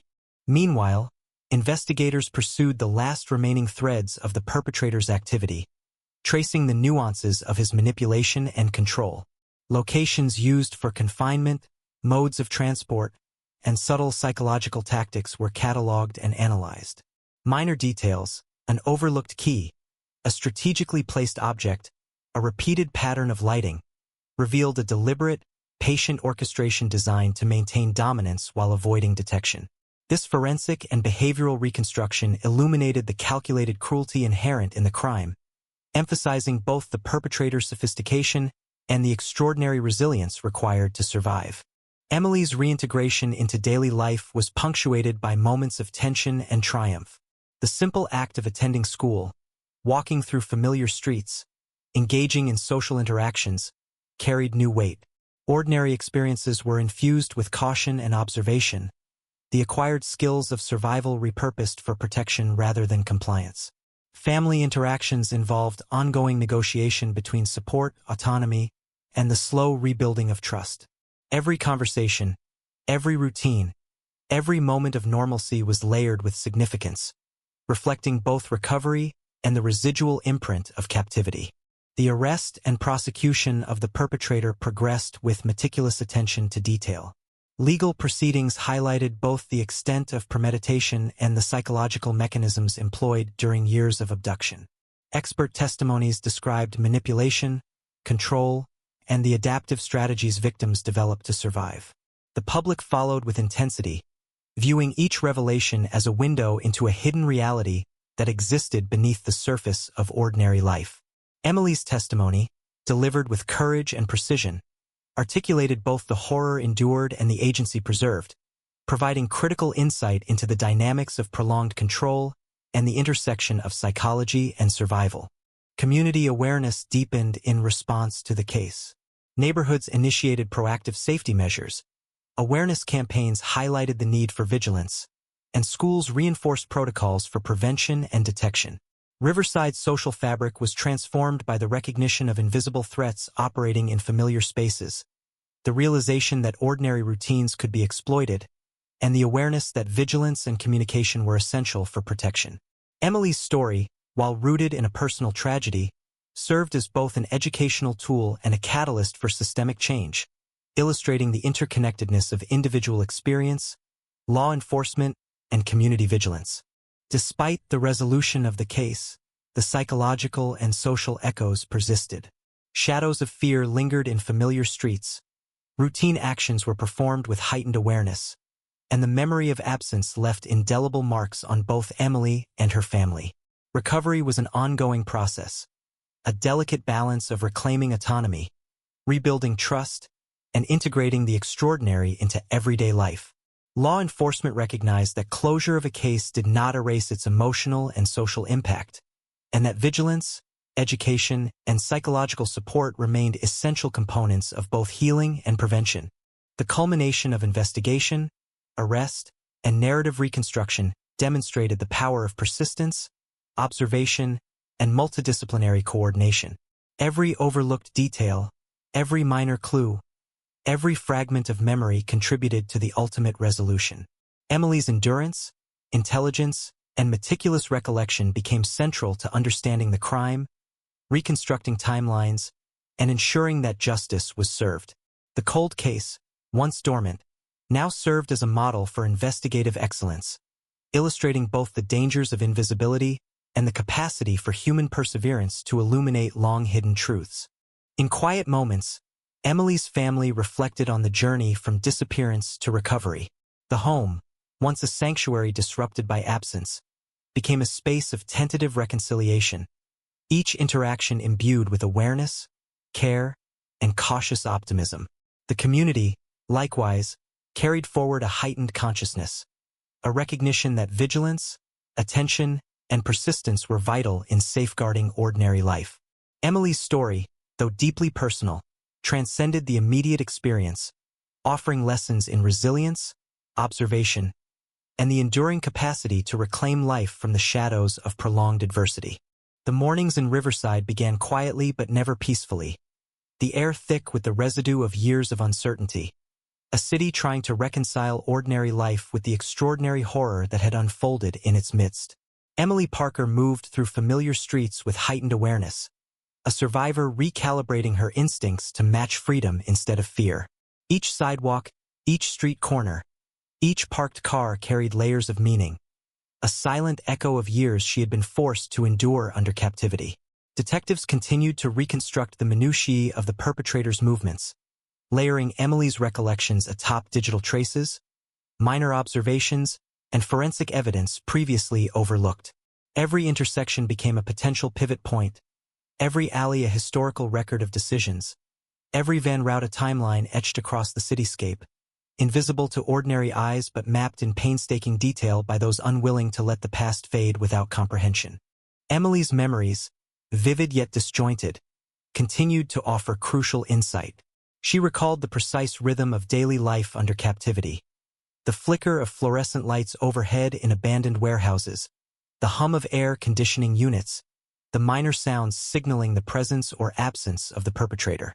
Meals were regulated, interactions scripted, and silence enforced, each element designed to condition compliance and suppress rebellion.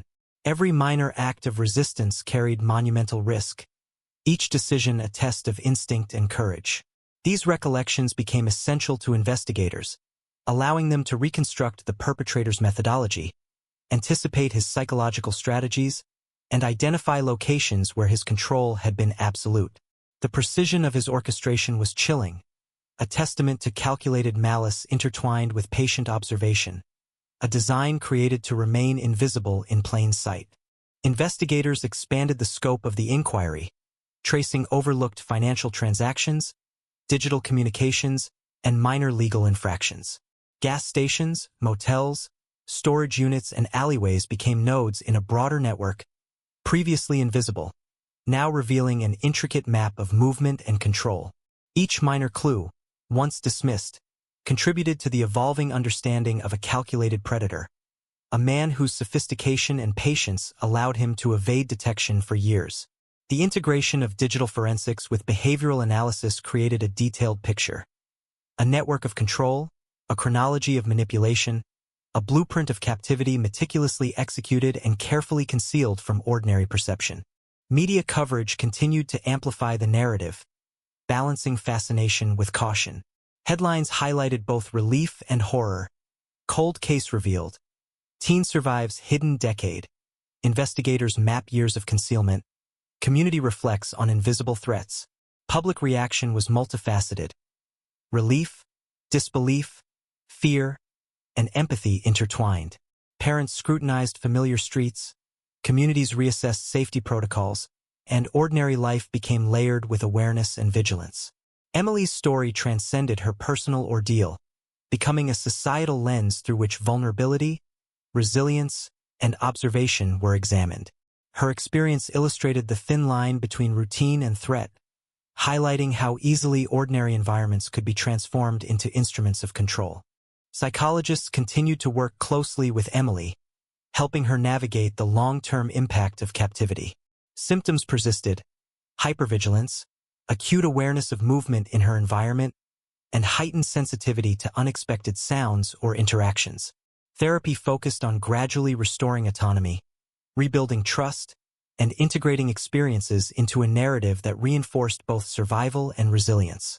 Emily's detailed recollections informed therapeutic approaches and enhanced law enforcement understanding of psychological strategies employed by prolonged abductors.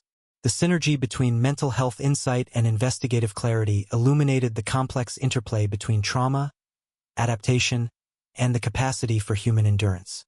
The community's response deepened, reflecting both the collective relief of recovery and the recognition of latent vulnerability. Neighborhood watch programs intensified, schools revisited security measures, and civic discussions emphasized the importance of observation, reporting, and prevention. Riverside streets carried a newfound tension, ordinary interactions reframed by the awareness that threats could exist invisibly, within routine, within familiar patterns. Emily's story became a catalyst for cultural reflection, embedding lessons in vigilance, empathy, and preparedness within the collective consciousness. Law enforcement analyzed the perpetrator's methods with increasing granularity. Minor procedural oversights, routine interactions, and predictable behaviors had all been exploited to maintain control. The perpetrator's strategy relied not on violence alone, but on observation, patience, and manipulation. Investigators documented each element: the selection of locations for isolation, the scheduling of movements to avoid detection, the psychological tactics applied to enforce compliance. The profile that emerged was of a predator whose sophistication demanded meticulous analysis, a mind attuned to both environmental manipulation and human behavior, capable of orchestrating captivity with precision over years. Emily's reintegration into normal life was ongoing, complex, and punctuated by moments of tension and triumph. The act of attending school, engaging with peers, and navigating social interactions carried a heightened significance. Ordinary activities were infused with vigilance, the skills honed in captivity repurposed for self-preservation rather than enforced compliance. Family interactions required careful calibration, balancing protection with the need to rebuild autonomy.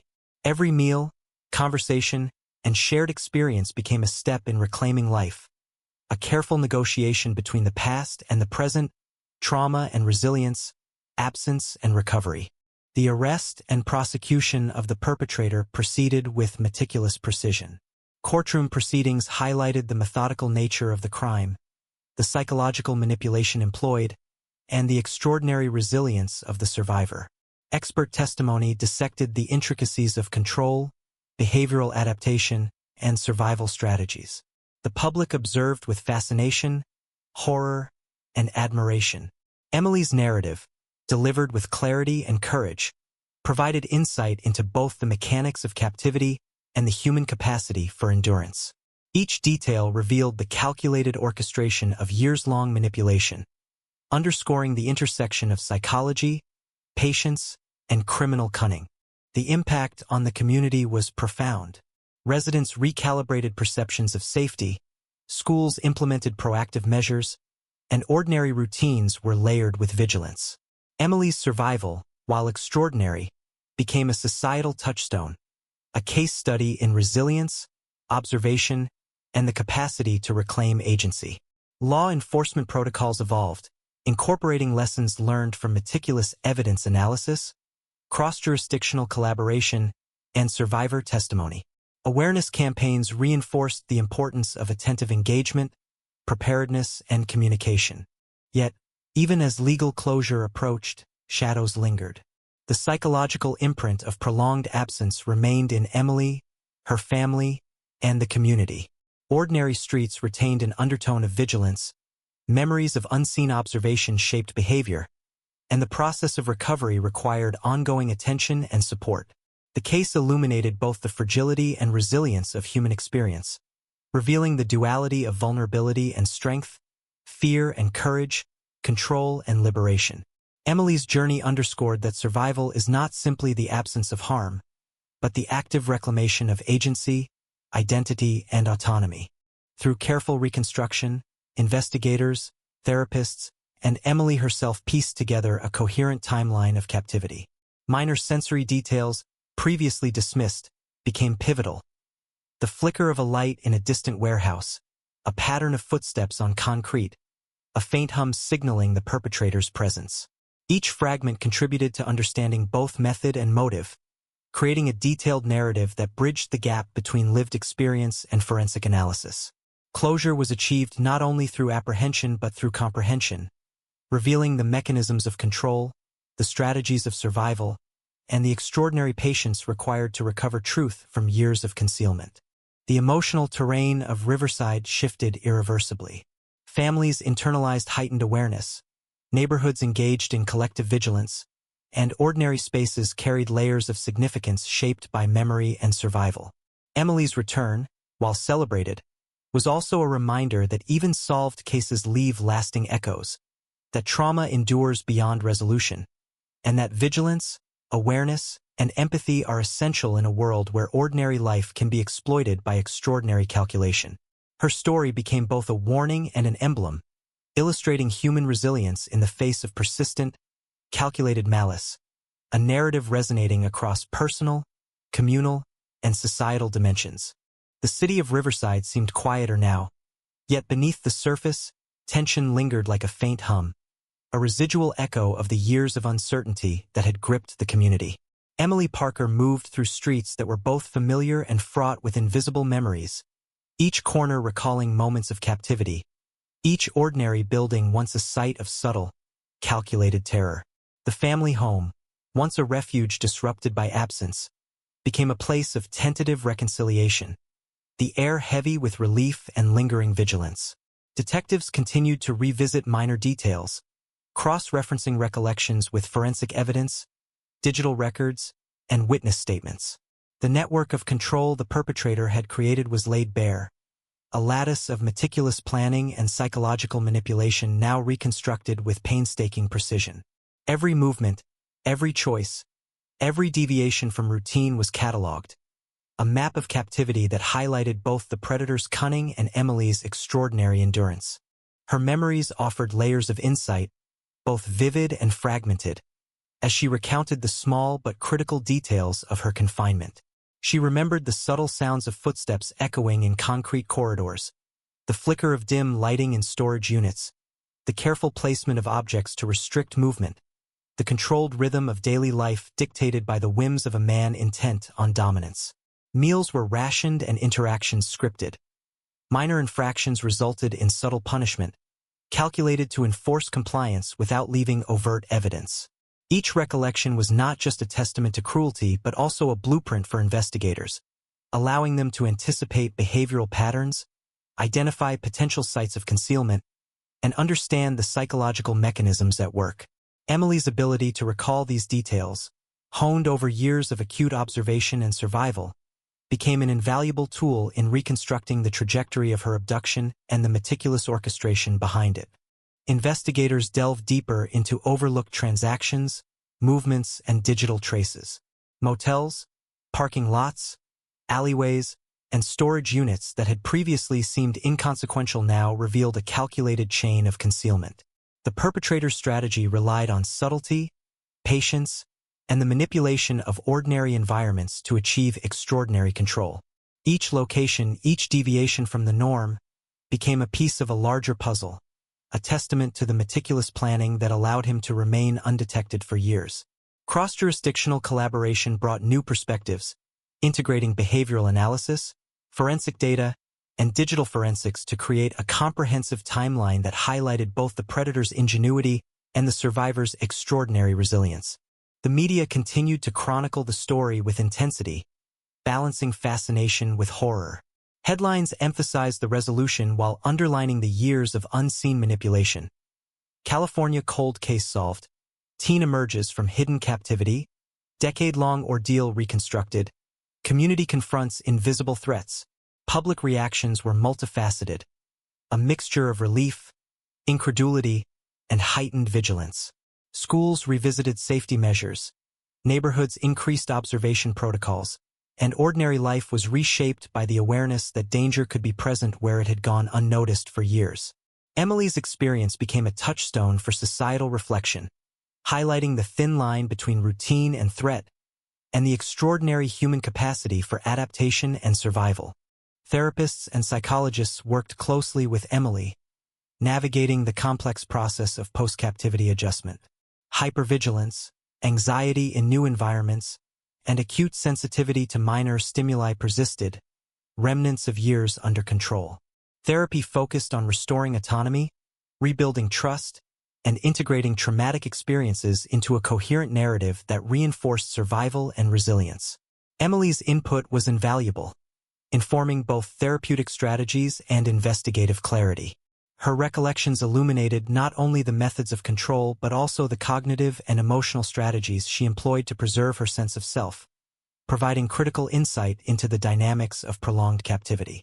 The arrest and subsequent prosecution of the perpetrator revealed the depths of meticulous planning that had allowed years of abduction to go unnoticed. In court, expert testimony described the combination of psychological manipulation, spatial control, and strategic foresight that defined his crimes. Emily's testimony, delivered with courage and precision, provided an unflinching account of life under captivity and the adaptive strategies she employed to survive. The juxtaposition of ordinary exterior behavior with calculated cruelty created a portrait of a man capable of sustained manipulation, emphasizing the extraordinary challenges faced by both the survivor and investigators in piecing together the truth. Community awareness intensified as a result of the case. Neighborhoods implemented proactive measures, parents scrutinized daily routines, and civic discussions emphasized vigilance and preparedness.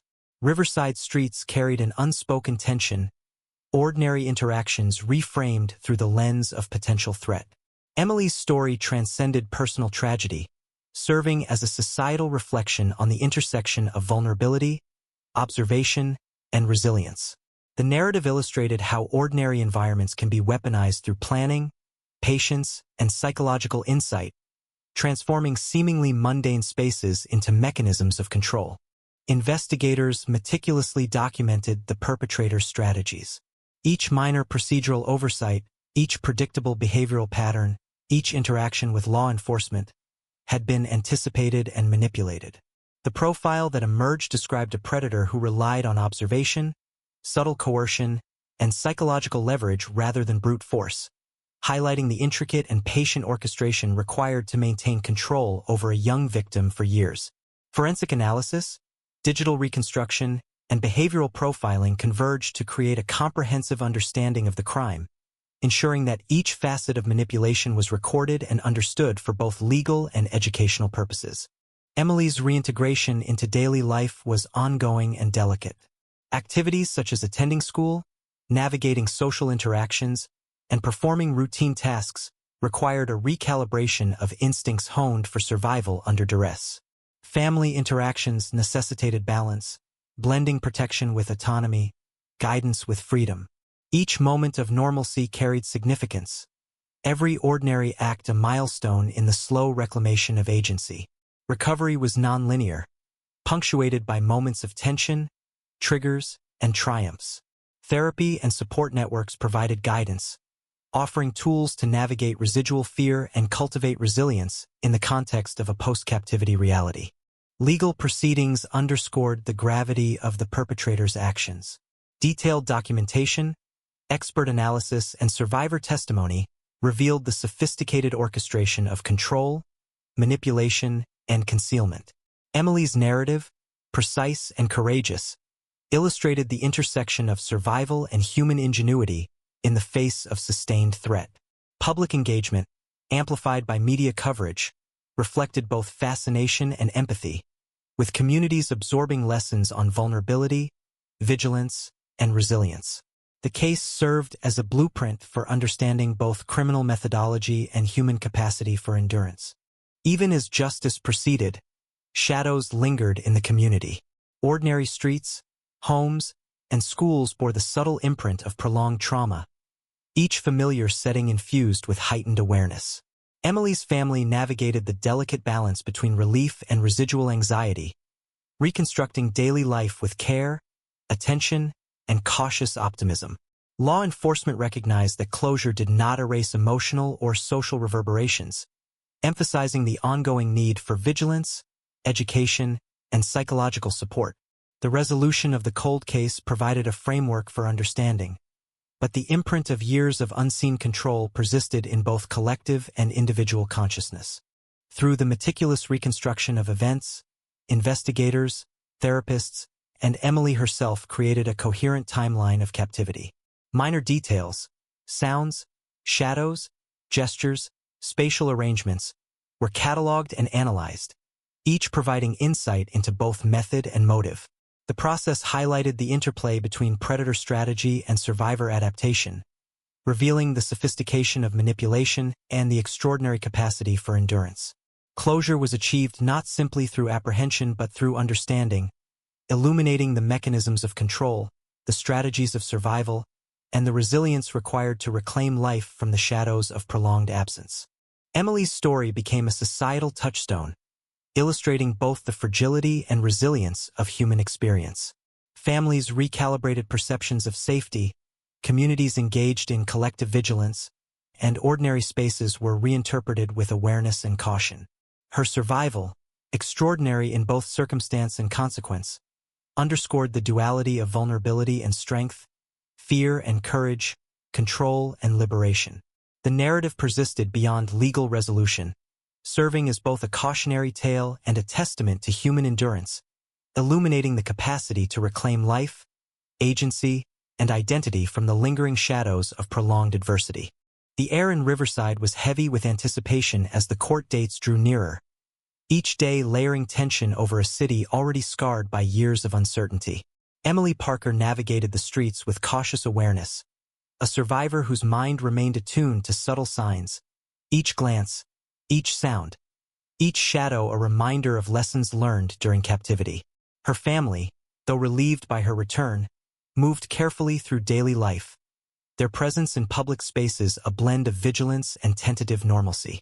Detectives, meanwhile, continued to review evidence, cross-referencing every detail of the perpetrator's movements, building a meticulous timeline that illuminated not only the physical trajectory of Emily's captivity, but also the psychological orchestration behind it. Each location, every minor detail, became a key to understanding the calculated cruelty and the enduring resilience that had allowed her survival. Emily's recollections, detailed and vivid, continued to provide investigators with critical insight. She remembered the subtle rhythms of her days in captivity, the flicker of lights in abandoned warehouses, the low hum of machinery, the precise arrangement of objects designed to limit movement, the psychological pressure exerted through both presence and absence. Meals were measured, interactions scripted, and silence enforced. Small acts of defiance carried immense risk, each decision a test of instinct and courage, each observation a form of intelligence gathering born of necessity. These memories became a roadmap for investigators, revealing both the perpetrator's meticulous planning and Emily's extraordinary ability to adapt and endure. The precision with which he maintained control was chilling, the patience required to manipulate both environment and mind over years almost unimaginable. Investigators expanded their analysis, tracing overlooked financial transactions, digital activity, and minor encounters that now revealed a sophisticated network of concealment. Motels, parking lots, alleyways, and storage units, once inconsequential, were now nodes in a calculated system of control. Each movement, each choice, each anticipated action became part of a comprehensive blueprint illustrating how ordinary environments could be transformed into mechanisms of captivity. Behavioral analysts and forensic specialists worked alongside detectives to reconstruct the sequence of events, integrating psychological profiling with physical evidence to illuminate the full scope of the perpetrator's strategy. The depth of planning, combined with subtle psychological coercion, underscored the complexity of prolonged abduction and the extraordinary vigilance required to maintain secrecy for years. Media coverage escalated as court proceedings approached. Headlines emphasized both the resolution and the chilling details of years-long captivity. California cold case resolved. Teen emerges from hidden control. Court hears decade-long ordeal. Community confronts invisible threat. Public engagement intensified. A mixture of fascination, horror, and empathy fueling widespread discussion. Schools revisited safety protocols, neighborhood watches increased vigilance, and parents absorbed lessons on observation, prevention, and resilience. Emily's story had evolved beyond personal tragedy into a societal reflection on vulnerability, endurance, and the capacity to reclaim life from a carefully orchestrated threat. Psychologists worked tirelessly with Emily, guiding her through the complex terrain of post-captivity adjustment. Persistent symptoms, hypervigilance, heightened sensitivity to environmental cues, and acute awareness of potential threats required structured therapeutic intervention. The focus was on restoring autonomy, rebuilding trust, and integrating experiences into a coherent narrative that emphasized survival, resilience, and the reclamation of agency. Emily's detailed recollections informed not only therapy but also law enforcement strategies, offering a rare window into the cognitive and emotional mechanics of surviving prolonged control. The interplay between memory, perception, and adaptation became central to understanding the full scope of the crime and the strategies employed to endure it. Community response continued to evolve, reflecting both relief and heightened vigilance. Riverside residents engaged in proactive safety measures, schools reinforced protective protocols, and ordinary routines were infused with awareness of potential threats. Emily's experience became a catalyst for civic education, illustrating the thin line between ordinary environments and sites of danger when combined with meticulous manipulation. The collective consciousness shifted, balancing empathy for the survivor with a practical recognition of latent vulnerabilities, a duality that reshaped social behavior and communal perception. Investigators meticulously documented the perpetrator's methodology. Each minor oversight, predictable behavior, and procedural interaction had been exploited to maintain control. The perpetrator relied on psychological leverage, spatial manipulation, and patience rather than overt violence. Behavioral profiles highlighted sophistication and forethought, revealing a mind capable of orchestrating captivity over extended periods with near invisibility. Cross-referencing Emily's recollections with forensic evidence and digital data created a coherent timeline that captured both the physical and psychological dimensions of the abduction. Every decision, every action, every nuanced control mechanism was cataloged, creating a comprehensive understanding crucial for both prosecution and prevention of future occurrences. Emily's reintegration into society was ongoing, marked by moments of both triumph and tension.